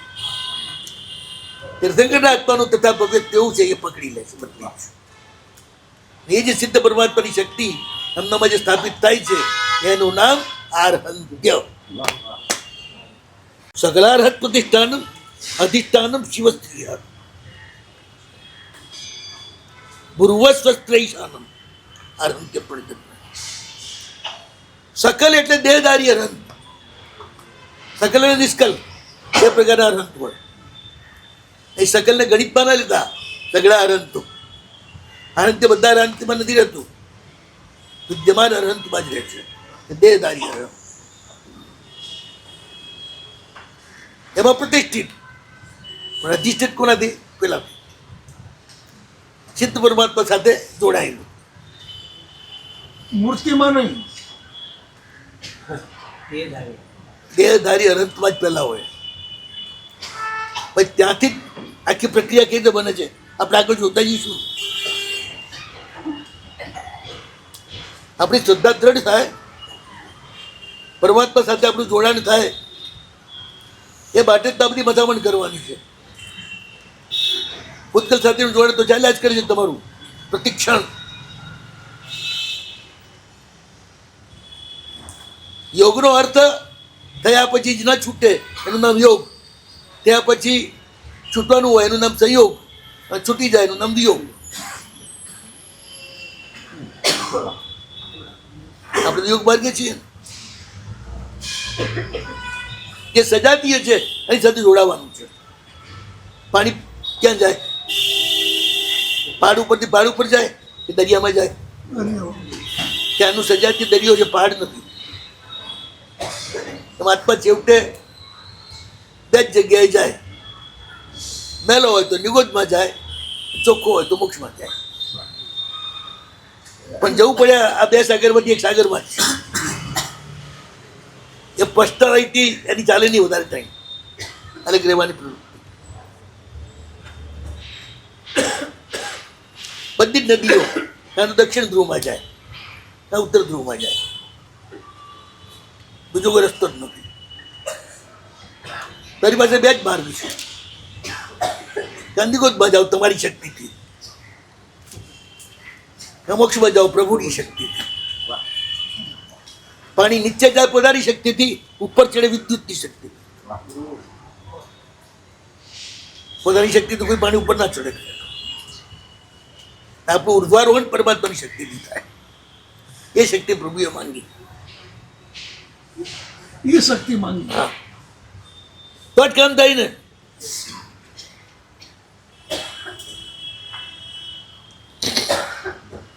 બધા આત્માઓમાં એવી શક્તિ પહોંચાડે કે ધડાધડ પછી ગુણસ્થાનો પૂર્ણ એકલા મારતો જાય, ઉપર ચડતો જાય. જેમ પેલા દોડ વીરોન બધા છે ને, એ દવા ખાઈ લે છે ને, ધનાતન દોડે, પકડી જાય તો જાય બિચારા. અહીં ગમે તે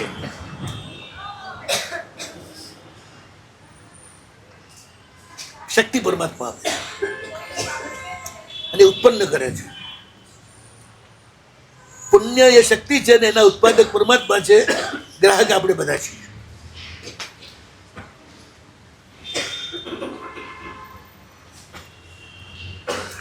પાપ એ અશક્તિ છે, એના ઉત્પાદક આપણે છીએ, એના ભોગતા પણ આપણે છીએ. કોઈ ભાગ પડાવવા આવે પુણ્યમાં? બધા પુણ્ય ચીજ જ એવી છે જે વેચી શકાય, પાપ ચીજ એવી છે જે વેચી ના શકાય. સાબુ વેચી શકાય, મેલ વેચી શકાય?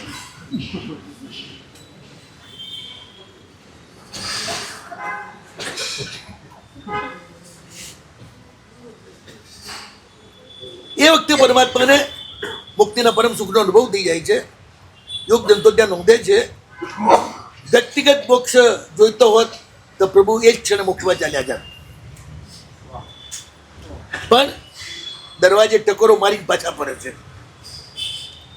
એકલો નહીં ભોગવું, બધાને વહેંચીશ. આ પરમ કરુણા.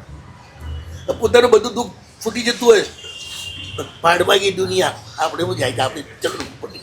મોટા ભાગે તો એમ જ ચાલે. તમને ખાવાનું મળી જાય તો તું આખી દુનિયા કાઢી તું. તમને કરોડો જણા ભૂખ્યા રહેતા હોય, પણ પરમાત્મા એવા છે ને, પારકી છઠ્ઠીના જાગતલ છે. બધાને દુઃખ પોતે ઓઢી લે છે. સિદ્ધના પરમ સુખને સંવેદે છે, નિગોદના પરમ દુઃખને પણ સંવેદે છે. અને એમને ખ્યાલ આવી જાય છે આ દુઃખથી છૂટવાનો રસ્તો જો કોઈ જ નથી. પરમનો સ્પર્શ કરે એટલે બધા દુઃખથી છૂટી જાય. એ સ્પર્શ કઈ રીતે કરાવવું, એની શક્તિ જોઈએ અમારે. દ્રઢ સંકલ્પમાં તીર્થંકર નામ કરવા બાંધે. તીર્થ એટલે શું? બધાને તારી શકે એવી શક્તિનો પુંજ, એનું નામ તીર્થ.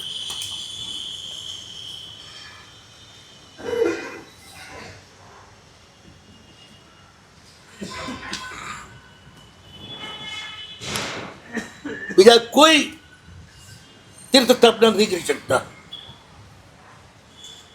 તીર્થંકર જ કરે.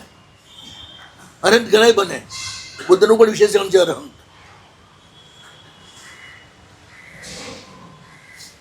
તીર્થંકર એનું વિશેષણ નથી.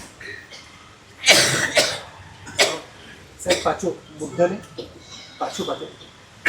આર્ય તીર્થંકર માત્ર તીર્થંકર નામ કર્મ નિકાચિત કર્યું હોય ઉત્કૃષ્ટ કોટીનું, એ તીર્થ સ્થાપના બની શકે. તીર્થંકર નામ કર્મના અસંખ્ય સોપાન છે.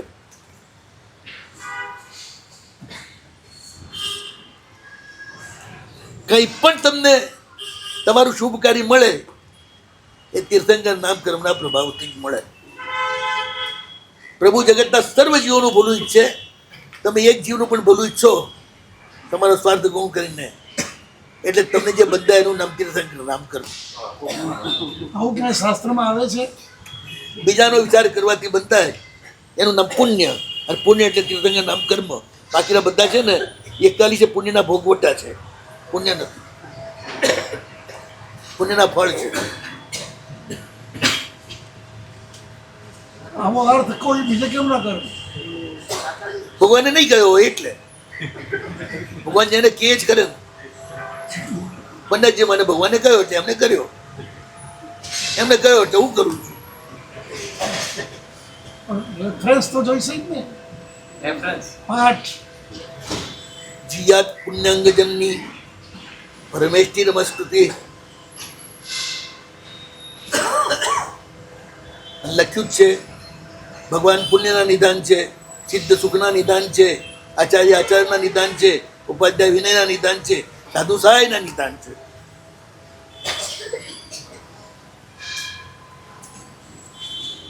આપણે નિદાન નથી એ નક્કી છે. પ્રભુ નિદાન છે, આપણે મેળવીએ છીએ. પ્રભુના સ્પર્શથી, જેમ સૂર્યના સ્પર્શથી બધી ગંદકી શુભમાં ફેરવાઈ જાય છે. બધો કચરો ગટર અને શુદ્ધ છેવટે કોણ કરે? સૂર્યનો પ્રકાશ જ કરે. છતાં એ ગંદો ના થાય. અમારા પ્રભુ કરે. આપણા બધા પાપોને ધોઈ નાખે, પુણ્યમાં પલટી નાખે.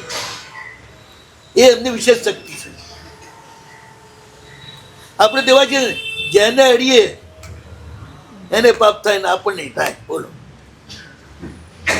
ભગવાનને આપણે અડીએ છીએ. ભગવાનને આપણે અડીએ છીએ. આ લોકો પૂજા કરે.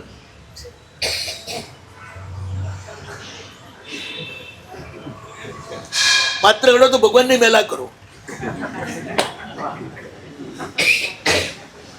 કિલા કરી કરીને તમે પ્રેમ ભળે તો જ કામ આવે. બાકી તમે તો છે ને એવા કિલા કરો છો ને એ ભગવાનને ડાક પડી નીકળતા નથી. ઘણા ભગવાનને જોજો ત્યારે ડાક પડી ગયા હોય આ તમારા અડવાના કારણે. તો પૂજવા નથી જતા. માર કાકાનું, મારા મામાનું, મારા મત ગોદા મારે કાઢ ભગવાન માર, કાઢ ભગવાન માર. એટલે ભગવાન થઈ જાય કાળા. માંગણીઓ છે ને બધા ભગવાને કાળા કરી નાખે. આપવા જાય જ છે ભગવાનના દરબારની અંદર સ્થાન પામે, ભગવાન ઉજ્જવળ થઈ જાય. ત્યાં શું આપવા જવાનું છે? હે ત્યાં શું આપવા જવાનું? ક્યાં? ભગવાનને શું આપવા જવાનું?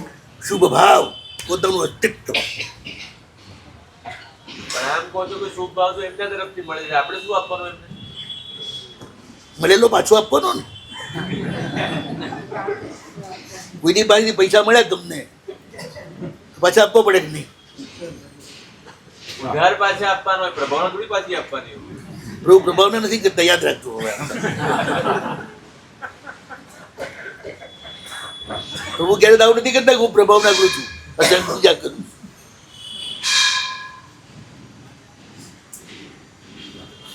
સરકાર બધી સગવડ આપે ફ્રી ઓફ ટેક્સ લે છે. ટેક્સ આપવો હોય. ટેક્સ તો આપવો જ પડે. આ તો વિશ્વ સરકાર છે. મન વચન કાયા બધાયની ટેક્સ આપવો પડે. મને હપવું પડે, વચને હપવું પડે, કાયા હપવી પડે. અને તમે જેને તમારું માનતા હોય એને હપવું પડે.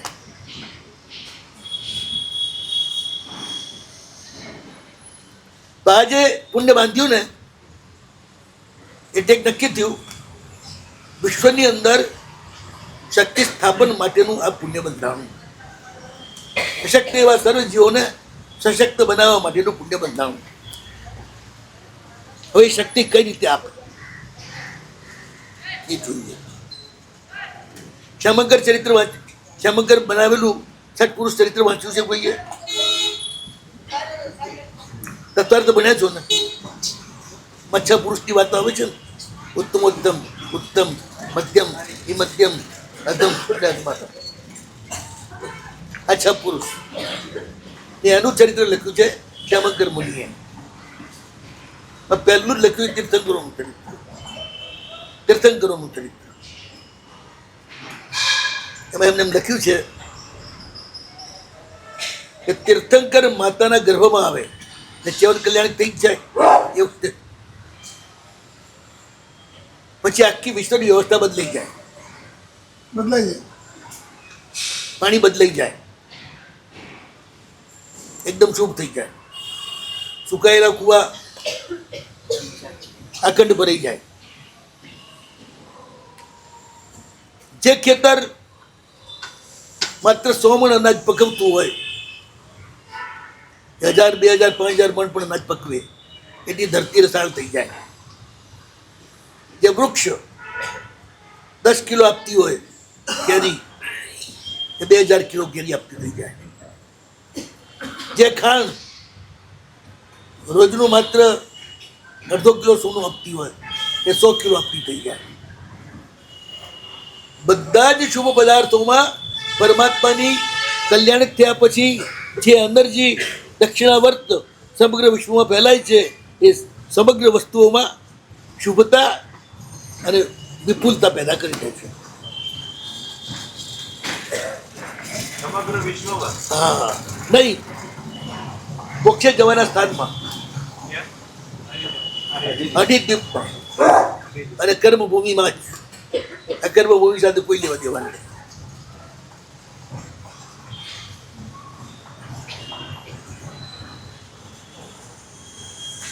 જે રીતે વામાવર્ત વિસ્ફોટ થાય છે અણુઓનો અને એની જે એનર્જી ઉત્પન્ન થાય છે આખા વિશ્વને બાળી નાખે છે, બધો નાશ કરી નાખે છે. જે જગ્યાએ વિસ્ફોટ થયો હોય ત્યાં હજારો વર્ષ સુધી એનું રિએક્શન ચાલ્યા જ કરે. એ વિસ્ફોટ કરતાં પણ દક્ષિણાવર્ત વિસ્ફોટ વધારે બળવાન છે. પ્રભુ જે વિસ્ફોટ કરે છે વિસ્ફોટ થાય જ છે. કલ્યાણિક શબ્દનો અર્થ જ છે વિસ્ફોટ, વિશ્વવ્યાપી.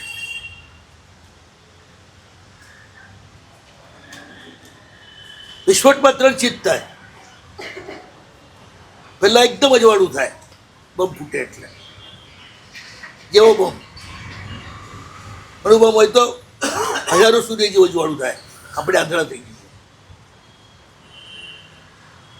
પછી એનો અવાજ આવે ગડગડાટ, અને પછી એનું કંપન શરૂ થાય, એક્ટિવિટી.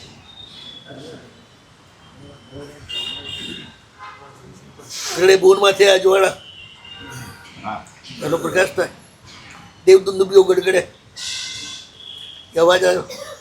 પછી સુખાસિકા સૌથી લાલકમાં ફેલાય, એ જેનું કંપન. બસ આ થયા પછી જ અકર્મ ભૂમિ કર્મભૂમિમાં પલટાય.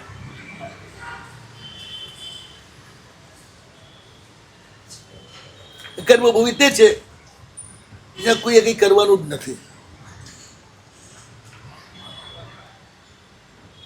ચયાપચયની ક્રિયા અત્યંત મંદ છે.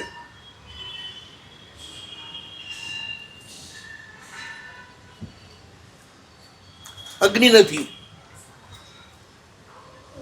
જઠરાગ્નિ પણ નથી.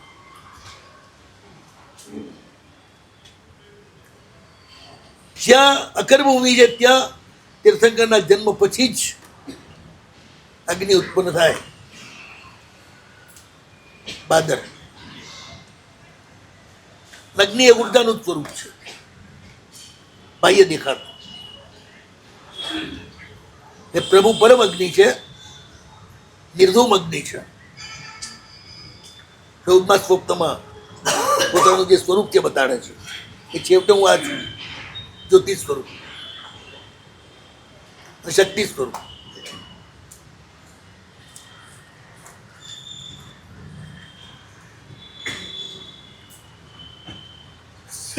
ક્રિએટિવિટીના કારણે બધા જ પ્રભુના કલ્યાણક પછી શરૂ થાય. મનુષ્યની વસ્તી પણ પછી જ થાય. 18 કોટી સાગરો સુધી હમ દો હમારે દો.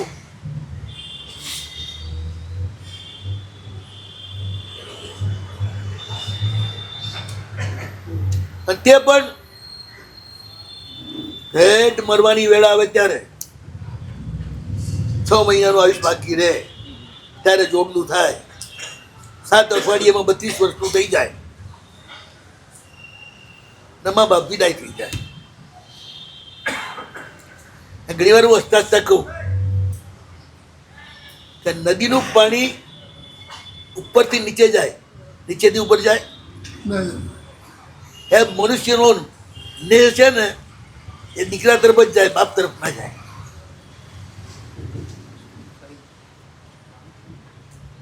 નદીનું પાણી નીચે જ જાય, એ સમજણ ના પડી શું કહેવા ઉપર ના ચડે.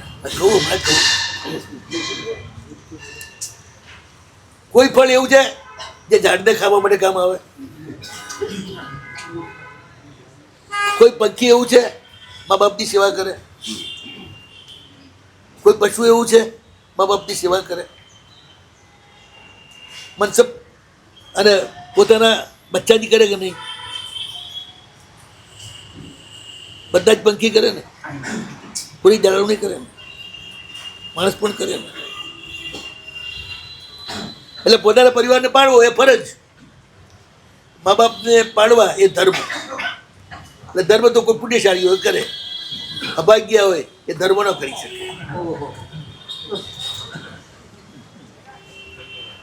જેને મોક્ષમાં જવાનું હોય એ જ મા બાપને હચવી શકે અને ગુરુની આજ્ઞામાં રહી શકે, વડીલોની સેવા કરી શકે. જેને નિગુણમાં જવાનું હોય એ મા બાપની સેવા કરી શકે નહીં, કુટુંબમાં રહી શકે નહીં, સાધુ સાધુ હોય તો ગુરુકુળ વાસમાં રહી શકે.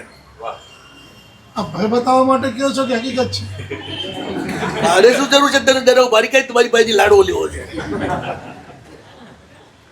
રોડ ઉપર રેડ સિગ્નલ લખ્યું હોય, એ સિગ્નલ પોતાના માટે લખ્યું હોય કે બીજાને ચેતવવા લખ્યું? ચેતાવો. એના પર કેસ તો ના ચલાવાય.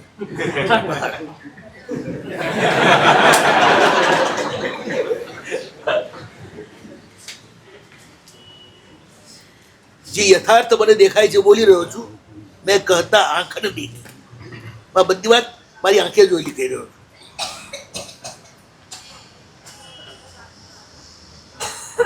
લખેલું તો બધી દુનિયામાં વાંચે, વગર લખેલું વાંચે એને અમે કહીએ એવું ઈશ્વરજી મહારાજ પણ કહે છે શ્રીપાલના રાસમાં. આ વગર લખેલું વંચાઈ રહ્યું છે, માત્ર ગુરુ કૃપાથી મળેલું. કુંથુના શબ્દો તો એના એ જ છે, અર્થ તમે સમજતા નથી. કલ્યાણક શબ્દનો અર્થ શું? ચલો હવે કલ્યાણ કરે તે કલ્યાણ, કલ્યાણ એટલે શું? ચલો આગળ. સુખને આપનાર. સુખ એટલે શું? એક વાત ધ્યાનમાં રાખો, ગતિ હોય તો જ સુખ મળે. ઠપ થઈ જાવ તો કલાયમ ભવમ કલ્યમ, આત્મકલા તીર્થંકર રામચર્મ નામની કલા, એ કલામાંથી ઉત્પન્ન થાય તે કલ્ય એટલે પરમ શક્તિ. એ જેની અંદર આખા વિશ્વમાં ફેલાય એનું નામ કલ્યાણક. કલ્યમ અણતિ ગચ્છતિ સર્વત્ર તત્ કલ્યાણક.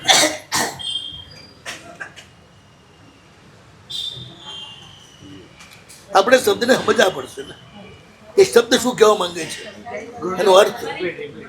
સાહેબજી ફરીથી જરા કલ્લે કલાયમ ભવમ કલ્યમ, કલા એટલે આત્મકલા, કલાયમ ભવ ભવમ કલ્યમ, કલાય ભવમ કલ્યમ. કલાયા ભવમ નહીં, કલાયામ ભવમ સપ્તમી. આત્મકલામાંથી ઉત્પન્ન થાય ને, આત્મકલા પરમાત્માની 3.5 કહી છે પરમાત્માની ઉપદેશ પદમાં. બ્રહ્મ પ્રકરણ સંદર્ભ આપ્યો છે. 3.5 કર્મકલાથી યુક્ત પરમાત્મા. સાહેબ કલ્યાણનું મિનિંગ ગુજરાતીમાં બરોબર સમજાવ્યું. કલ્ય એટલે પરમ શક્તિ જીવનદાયીની, એને સમગ્ર જગતમાં ફેલાવે એનું નામ કલ્યાણ, એટલે પરમ શક્તિને જગતમાં ફેલાવે એનું નામ કલ્યાણ. એનું નામ.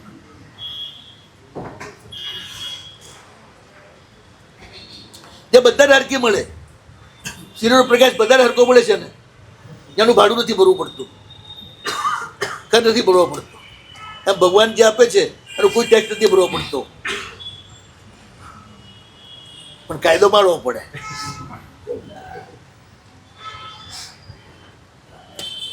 એ જ નામકરણ બાંધ્યું ને, એના 5 વિસ્ફોટ થાય અને 5 વિસ્ફોટમાં ઉત્પન્ન થયેલી શક્તિ ઇતરમાં સમાઈ જાય. એને પ્રાણ શક્તિ પણ કહેવાય, અને પુણ્ય શક્તિ પણ કહેવાય, અને ચિત્તી શક્તિ પણ કહેવાય. આપણે એને ચિત્તીના નામથી ઓળખીએ છીએ, ચિત્તેર ભવમ ચૈત્યમ.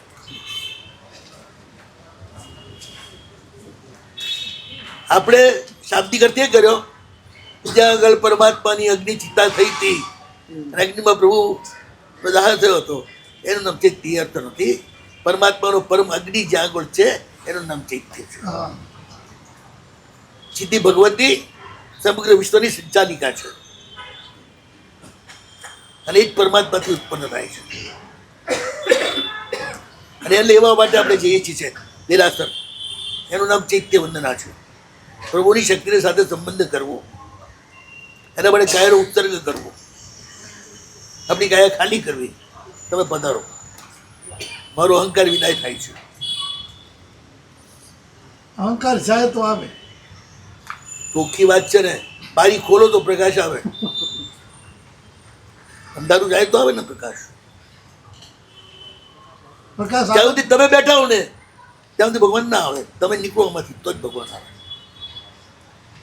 ભગવાન છે ને આવકાર વિના આવવા માનતા જ નથી. હવે સસ્તા થોડા છે, વગર બોલાવ્યા તમારા ઘરમાં ઘૂસી જાય. તમારે બોલાવવા પડે. ઘરે નહીં કહું સંકલ્પ આવો. વિતરાગ સ્તોત્રમાં તો છે અનાહૂત સહાયસ્તમ. બિલકુલ. એમાં ક્યાં વાંધો છે? એમાં આવવાનું લખ્યું છે, સહાયક કરવાનું લખ્યું છે. અનાહૂત. હા ભલે ને અનાહૂત, પણ સહાયક છે ને, આવતા તો નથી. આવ્યા વગર સહાય કેવી રીતે કરે? મેં ખરા છો. સરકાર એના ઘરે બેઠી બેઠી તમને બધી સહાય કરે છે. કહો અહીંયા આગળ નરેન્દ્ર મોદી આવે છે, કે રાષ્ટ્રપતિ આવે છે, કે અજીત અરે અમિત શાહ આવે છે, એને બેઠા બેઠા કરે છે. એવી રીતે. સાહેબ આપણે અત્યારે આટલા સમયથી બોલી રહ્યા છે તો મૂળ મુસદ્દો એવો સમજાય છે અહંકાર. અહંકારને ત્યજો. અહંકાર વસ્તુ શું છે? તમે પોતે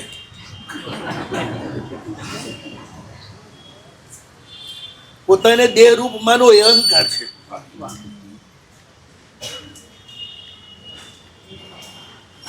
સહીના જોર ઉપર તો કૂદો છો. હું ક્યાં આ ખભા ઊંચા થાય છે તો હાથમાં ઊંચો થાય છે, માથું ટેકતા થાય છે. શરીર જ ઊંચું. એક તો કર્મ રાજા ઉધાર આપેલું છે, પણ ગમે ત્યારે લઈ લેવું છે. અને તોય મારા બેટા કરોડપતિ તેમ કઈ પર એનું નામ અહંકાર. પારકા માલને લાવીને કરોડપતિ થાય એને કહેવાય અહંકાર.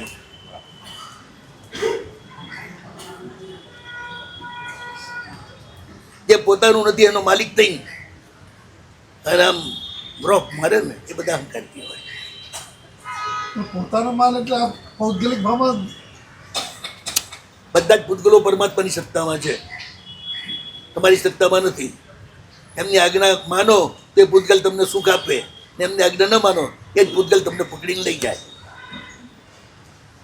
આજ્ઞા માનો તો એ જ પોલીસ તમને સુરક્ષા આપે, ન માનો તો એ જ પોલીસ ઉપાડીને જેલમાં ઠોકી દે, એ જ દંડા ઠોકે. ભગવાનનું તો આખું વિશ્વ નોકર જ છે ને, એમને ક્યાં નવા નોકર લેવા જવાનું છે? તમે રાજા પણ એમનો નોકર જ છે.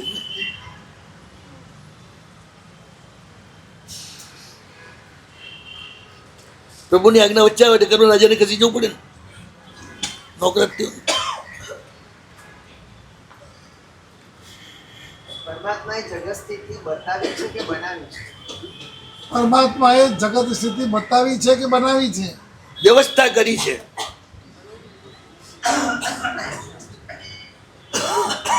તો અનાદિકાલી એમ જ અને વિશ્વની વ્યવસ્થા તો ભગવાને અનાદિકાળથી જ છે ને. એ વેલી ક્યાં નતા ના થયા, બધું વ્યવસ્થિત છે. માત્ર નદી નિગોદમાંથી નીકળે જીવન ઉપર પહોંચાડવાની કામ જ કરવા માટે ભગવાન આવે છે, બાકી તો બધું ચાલ્યા કરે. તમારા ઘરમાં જાઓ, નરકમાં નિગોદમાં જે કરવું એ કરો, ફરો આખી દુનિયામાં. અંતકાયમાં જાઓ, પ્રત્યેકમાં જાઓ, જેવું કર્મ કરો એવું દંડ મળ્યા કરે તમને ત્યાં જવાનું. વિરાટ સ્તોત્રમાં ઈશ્વર કર્તૃત્વનું ખંડન કેમ છે? 7મા પ્રકાર. ઉપાદાન કર્તૃત્વનું ખંડન છે, નિમિત્ત કર્તૃત્વનું ખંડન નથી. સાહેબ સરળ ભાષામાં શું સમજવાનું? આ સરળ ભાષામાં શું સમજવાનું? એટલે ઉપાદાન કર્તૃત્વનું ખંડન છે એટલે મિનિંગ શું? એનો મિનિંગ એક તમારે કશું નહીં કહેવાનું, બે રહેવાનું અને ભગવાન તમારે મોઢામાં કોળીઓ મૂકશે. એ તો ના હોય ને. એટલે એવી ગાંડી વાતો છે એ લોકોની. એટલે એ આપ માટે જ આપણે એ નથી સમજાવતા ને. નહીં એટલે આપ નહીં આપણે તો એટલું જ કહીએ છીએ, તમે જે કરો છો એ બધું જ શક્તિ તમને પ્રભુ તરફથી મળે છે. એ શક્તિનો સદુપયોગ કરો. એટલે પ્રભુ કરતા નથી, પ્રભુની શક્તિ કરે છે. એ તો ચોખ્ખી વાત જ છે ને. સરકાર કશું કરતી નથી, પણ એની પાસેનો પાવર બધું જ કરે છે. અને પાવર એમને આખી પ્રજાએ આપેલો છે. ભગવાનને એ પાવર સમગ્ર જીવ રાશિ આપેલો છે.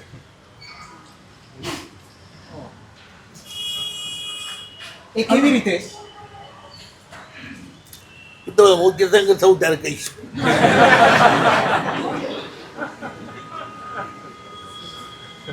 બધું તો કઈ રીતે કહી શકાય?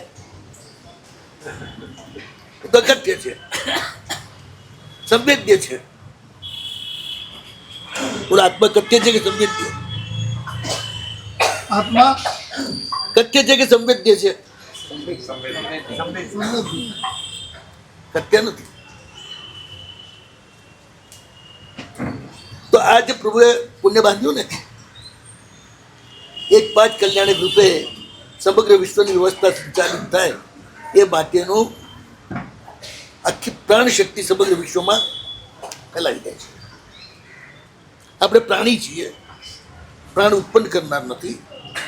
પ્રાણ ઉત્પન્ન કરે છે પરમાત્માનું તીર્થંકર નામ કરે, જેને આપણે ગ્રહણ કરીએ છીએ, જેનાથી આપણે બધું કરીએ છીએ કામ. પણ ત્યાં આપણે લેનાર છે માટે આપણે એમ પ્રાણ લેનાર હું છું એટલે હું જ બધું કરું છું. ભૂખ લાગી, રોટલી તમે જ બનાવીને, ખાધી પણ તમે જ ને. આમાં રોટલીનો રોલ શું? શક્તિ આપી. પછી મારા ભગવાનનો રોલ. રોટલીને રાગ દ્વેષ છે, તમે બનાવીને કોઈ કૂતું ઉપાડી જાય તેને ભૂખો રાખે? મારા ભગવાનને રાગ દ્વેષ નથી. તમને શક્તિ આપે છે બધાની એક સરખી. દુરુપયોગ કરો, આજ્ઞા વિરાધતા, સદુપયોગ કરો, આજ્ઞા આરાધતા. દુઃખનું કારણ બીજું કંઈ જ નથી, કોઈને આપેલું દુઃખ છે. દુઃખને સંવેદો અને દુઃખ આપતા બંધ થાઓ. એટલે એ સંવેદના તમારામાં નથી, જડતા છે. એ ક્યારે આવે? જેમ સૂર્ય ઉગે અને ઊંઘ ઉડી જાય અને સંવેદના પ્રગટ થાય ને, એમ પ્રભુના પ્રભાવથી એ સંવેદના આવે. એ સિવાય ના આવે. તમારી જડતા એમનાથી જ દૂર થાય.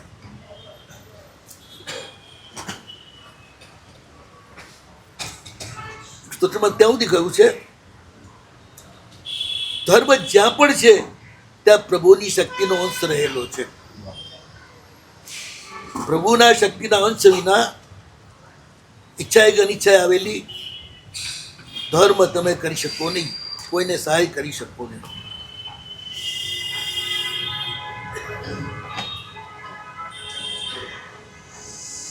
બીજાને મદદ કરવી આનું નામ ધર્મ. બીજાને દુઃખ ના આપવું એનું નામ ધર્મ. અને દુઃખને દૂર કરવું એનું નામ ધર્મ. સુખ આપવું એનું નામ ધર્મ હું નથી માનતો. દુઃખ ના આપવું, દુઃખ દૂર કરવું.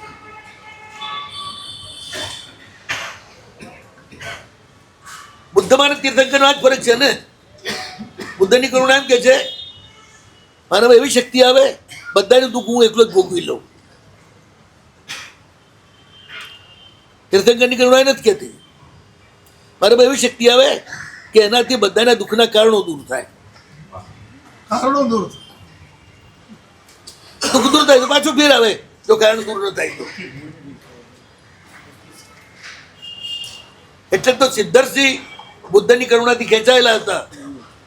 લલિત મિશ્રા દ્વારા તીર્થંકર પરમાત્માની કરુણાનો જે વ્યાપ જોયો પછી પાછા ભરી ગયા. તો 21 વખત કેમ ગયા તો પછી? લલિત મિશ્રા નથી જોઈ એટલે. અને ભગવાને ગુરુ દ્વારા ત્યારે જ મળે કે ગુરુએ રાજી થાય, જુએ કે હવે બીજો કોઈ રસ્તો નથી, હવે એને ભગવાન હાથે જ બેઠાડો. દુઃખ દૂર કરવું, દુઃખના કારણ દૂર કરવા. આપણા બધા શ્રાવકો છે ને ત્યારે કેટલી બધી કીટ આપતા હોય છે દુઃખી સાધર્મિકોને. એ દુઃખ દૂર કરવાનો પ્રયાસ કરે છે, પણ એનું જે કારણ છે એમની નિષ્કર્મણ્યતા નથી કમાતા, એને દૂર કરવાનો કોઈ પ્રયાસ નથી કરતો. કારણ કે એમાં એમનો અહંકાર પછી જતો રહે ને. દર વર્ષે કીટ આપી ગયો, અમે આટલી કીટ આપો, ફુલાવાનું મળી શકે ને. હવે એને કમાતો કરે તો કોને કહેવા જાય મેં એને કમાતો કર્યો? આપણું તો બધું છે ને, આપણું વ્યક્તિત્વ અને પર્સનાલિટી ઉભારવા માટે જ આપણે બધું કરતા હોઈએ છીએ. અને એ જ સંસારનું મૂળ છે.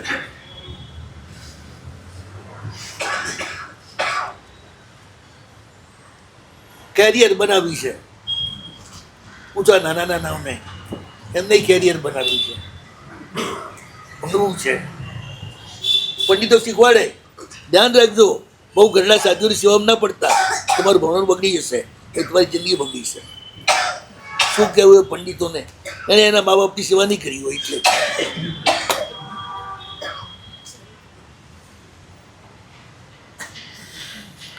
જીવને જીવની દુઆ વિના, સહયોગ વિના ક્યારેય શક્તિ મળે નહીં. અને ક્યારે આગળ વધી શકે નહીં.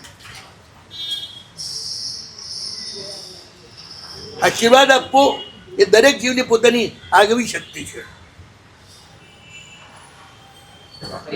કારણ કે દરેક જીવ પરમાત્માનો અંશ છે ને.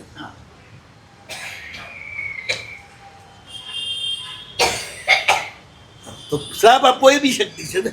ગરીબ વ્યક્તિ છે, કેવી હાય આપે, આખો સાફ થઈ જાય.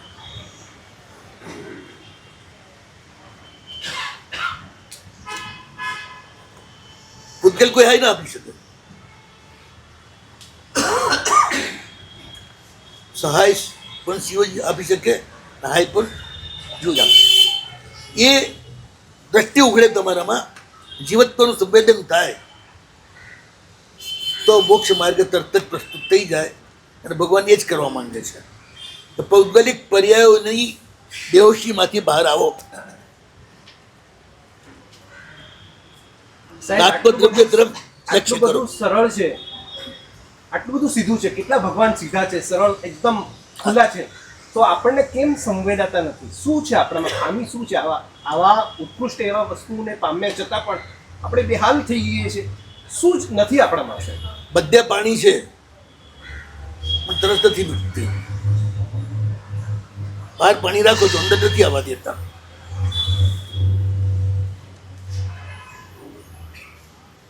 જેટલા આવા દે છે એટલા તરસ છીપાઈ જાય છે. અને હવારે એક તરસ ચુવાઈ જાય. સંવેદાય જ ગરમ થયેલી બહાર પડી હોય ત્યાં સુધી સંવેદાય, કડે તો જ સંવેદાય. તમે અડવા જ નથી દેતા ને, બહુ ઉગાડવા છો. ભગવાનને કહ્યું દૂર રહો, અમને અડતા નહીં. તમે અડશો ને ક્યાંક માર્યું વ્યક્તિત્વ જતું રહેશે તો સાહેબ આવું જીવ કરે, આવું જીવ કરે, આટલું ભગવાનને માન્ય કરે અને પછી આવું ભગવાન તું મને અડતો ને આવું અંદરથી ફિલિંગ કરે. માટે તો અહીં બેઠા છો, કરે છે માટે તો બેઠા છો ને, ના કે દત્તા બેઠા હોત. ચલો ચર્ચા છોડો. એટલે શક્તિ પ્રભુ આ રીતે કલ્યાણક દ્વારા સમગ્ર વિશ્વમાં દબાવે છે. કલ્યાણક એટલે દક્ષિણાવર્ત સર્જનાત્મક મોક્ષ માર્ગ તરફ પ્રેરનારી શક્તિનો વિસ્ફોટ. તેનું અસંખ્ય વર્ષ સુધી કિરણોત્સર્ગ ચાલ્યા છે. રેડિયેશન.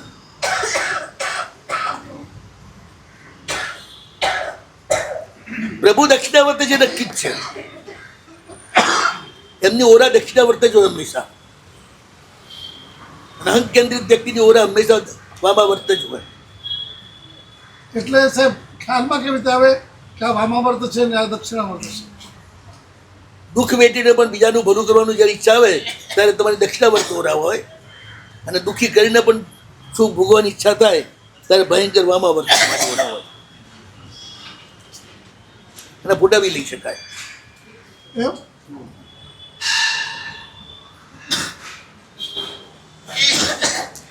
સોનાનું આટલું બધું મહત્વ કેમ છે? આખી દુનિયા કેમ ગાંડી છે? દક્ષિણાવર્ત એને ઉકાળે ને, બીજી બધી ધાતુ વામાવર્ત ફરે. એક સોનું જેવું છે દક્ષિણાવર્ત, કારણ કે એનું નિર્માણ પણ તીર્થંકર નામકર્મના પૂતગલોમાંથી જ થાય છે. સોનાનું આપ બોલો છો પણ ક્યાંક ઠેકાણું છે એવું? એટલે ભગવાન સોનાના કમળ ઉપર ચાલે છે, રૂપાના કમળ ઉપર નથી ચાલતા. સોનાના સિંહાસન ઉપર જ બેસે છે. એ પોતાનું હોય એના પર જ બેસે ને, પારકા પર થોડા બેસે. ચલો, અરિયંત્રની ધાતુ કઈ પોતાની? ચાંદી. ગભરાવ નહીં. હા, ચાંદી. હા. સિદ્ધની ધાતુ કઈ? હે? સિદ્ધની ધાતુ કઈ? તાંબુ. આચાર્યની ધાતુ કઈ? પ્રભુ ચાંદીને સોનું દે છે. તીર્થંકર પણ છે, આચાર્ય પણ છે. એટલે જ ગૌતમના મંત્રમાં બોલો છો ને, અરિયંતુ વચ્ચાય, આચાર્યો વચ્ચાય નહીં. અનંતના ઉપાધ્યાય છે, બીજા બધા આચાર્યના ઉપાધ્યાય હોય. ભરતનો ઉપાધ્યાય ના હોય. ભારતના ઉપાધ્યાય એટલે ભગવાનાચાર્ય છે, અર્યંત વત્તા. પછી ઉપાધ્યાય તો જોઈએ ને, ગણતર ઉપાધ્યાય છે બધા. એટલે તો બોલે તો અર્યંત જાય ગૌતમ સ્વામીના નમન. અન્યંતના ઉપાધ્યાય આ માટે જ તો અર્યંત વત્તા ઉપાધ્યાય નથી, વત્તા ના કરતા. ભારત તો ઉપાધ્યાય તત્પુરુષ કરવા. અદ્ભુત છે, અદ્ભુત. એટલે પ્રભુ બે ધાતુના માલિક છે, ચાંદી અને સોનું. આખી દુનિયાનું મૂલ્યાંકન સોના ચાંદી સિવાય થાય? એટલે મારા પ્રભુથી જ થાય છે.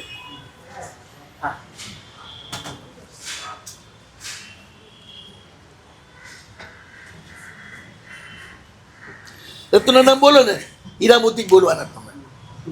બંને મારા પ્રભુના, અને મારા પ્રભુના. હીરો એક તીર્થંકર, મોતી એક તીર્થંકર. સાહેબ આપણે 2 દિવસ પહેલા એમ કીધું કે સોનું ચાંદીનું મૂલ્ય વધે તો તમારું પુણ્ય ઘટ્યું કહેવાય. બરોબર છે ને, પુણ્ય ઘટ્યું એટલે જ પુણ્ય વધ્યું ને. એમાં વાંધો શું છે? એક વાત કહું, ઓક્સિજન વેચાતો લેવો પડે તો પુણ્ય ઘટ્યું કહેવાય કે વધ્યું કહેવાય? ઘટ્યું. એની જવાબ સમજવા.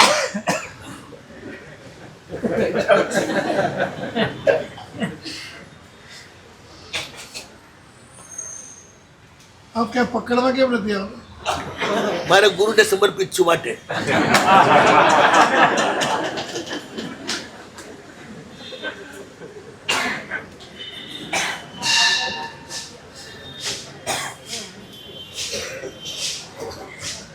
ગુરુને સમર્પિત હોવું એટલે શું? મારું ન હોવું.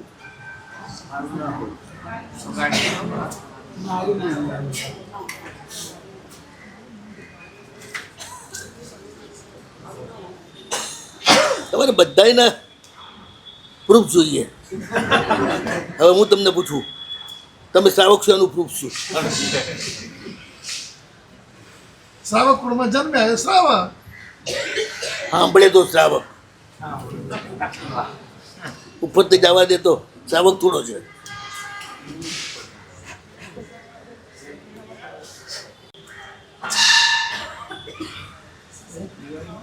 સત્ય રહેશે ને.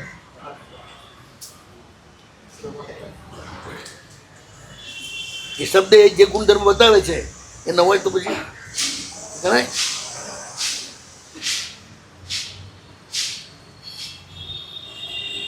એવું થાય ને, તમારા બાપ છે એનું પ્રૂફ શું? લો હળો લાવો અહીંયા. મરી ગયેલા બાપ ક્યાંથી લાવે? કહી દે ભાઈ, હું છું એ જ મારા બાપનું પ્રૂફ છે. બાપ વિના થોડું હું આવ્યો છું. સમજાવવાનું નહીં.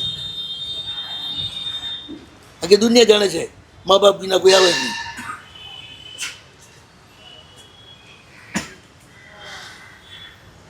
તો આ જે શક્તિ છે ને, 14 રાજરૂપમાં ફેલાય, પણ એના જે પૂતગલો છે ને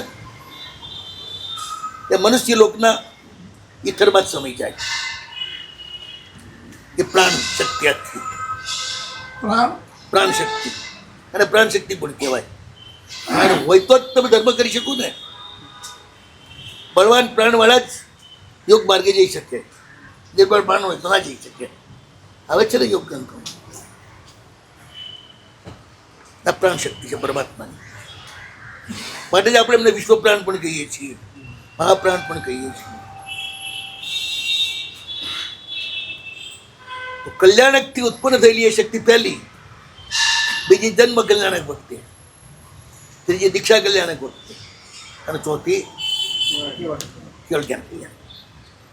નિર્માણ વખતે આખી બીજી પ્રક્રિયા થાય છે.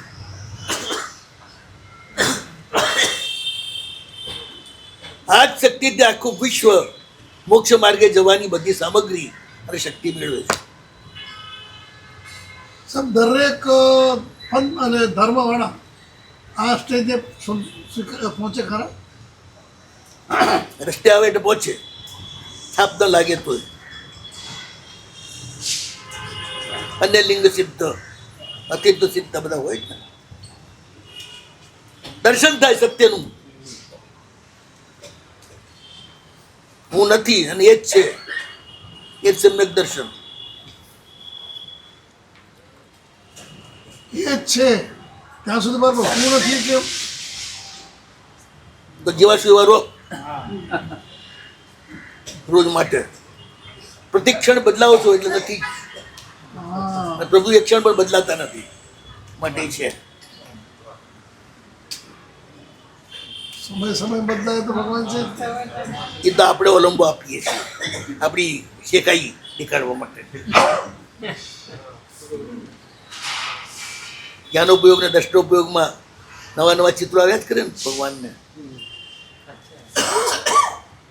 પણ એ જુએ છે ને જાણે છે, તન્મય નથી બનતા. અને તમે તન્મય બનો છો.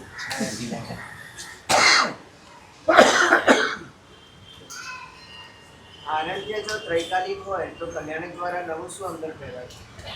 આનંદ્ય જો ત્રૈકાલિક જ છે, આપણે પૂર્વે કીધું, તો કલ્યાણક દ્વારા નવું એમાં શું આવિષ્કાર થયો? એટલે જ આખી ધરા ચાલતી જ રહે. અહીં 24 તીર્થંકર સુધી જ ચાલે, પછી બંધ થઈ જાય. મહાવીર એમાં શાશ્વત ચાલે.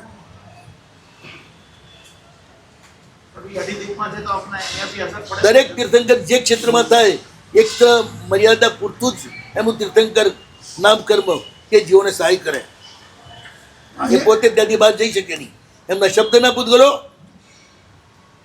એમના કલ્યાણકથી વિખરાયેલા પૂતગલો ત્યાંના જ આકાશમાં સંગ્રહાય છે. અહીંયા બેઠા સિમંદર સ્વામી દાદાને યાદ કરીએ તો એ તરંગો મહાવીરના જ આવે. મહાવીરના.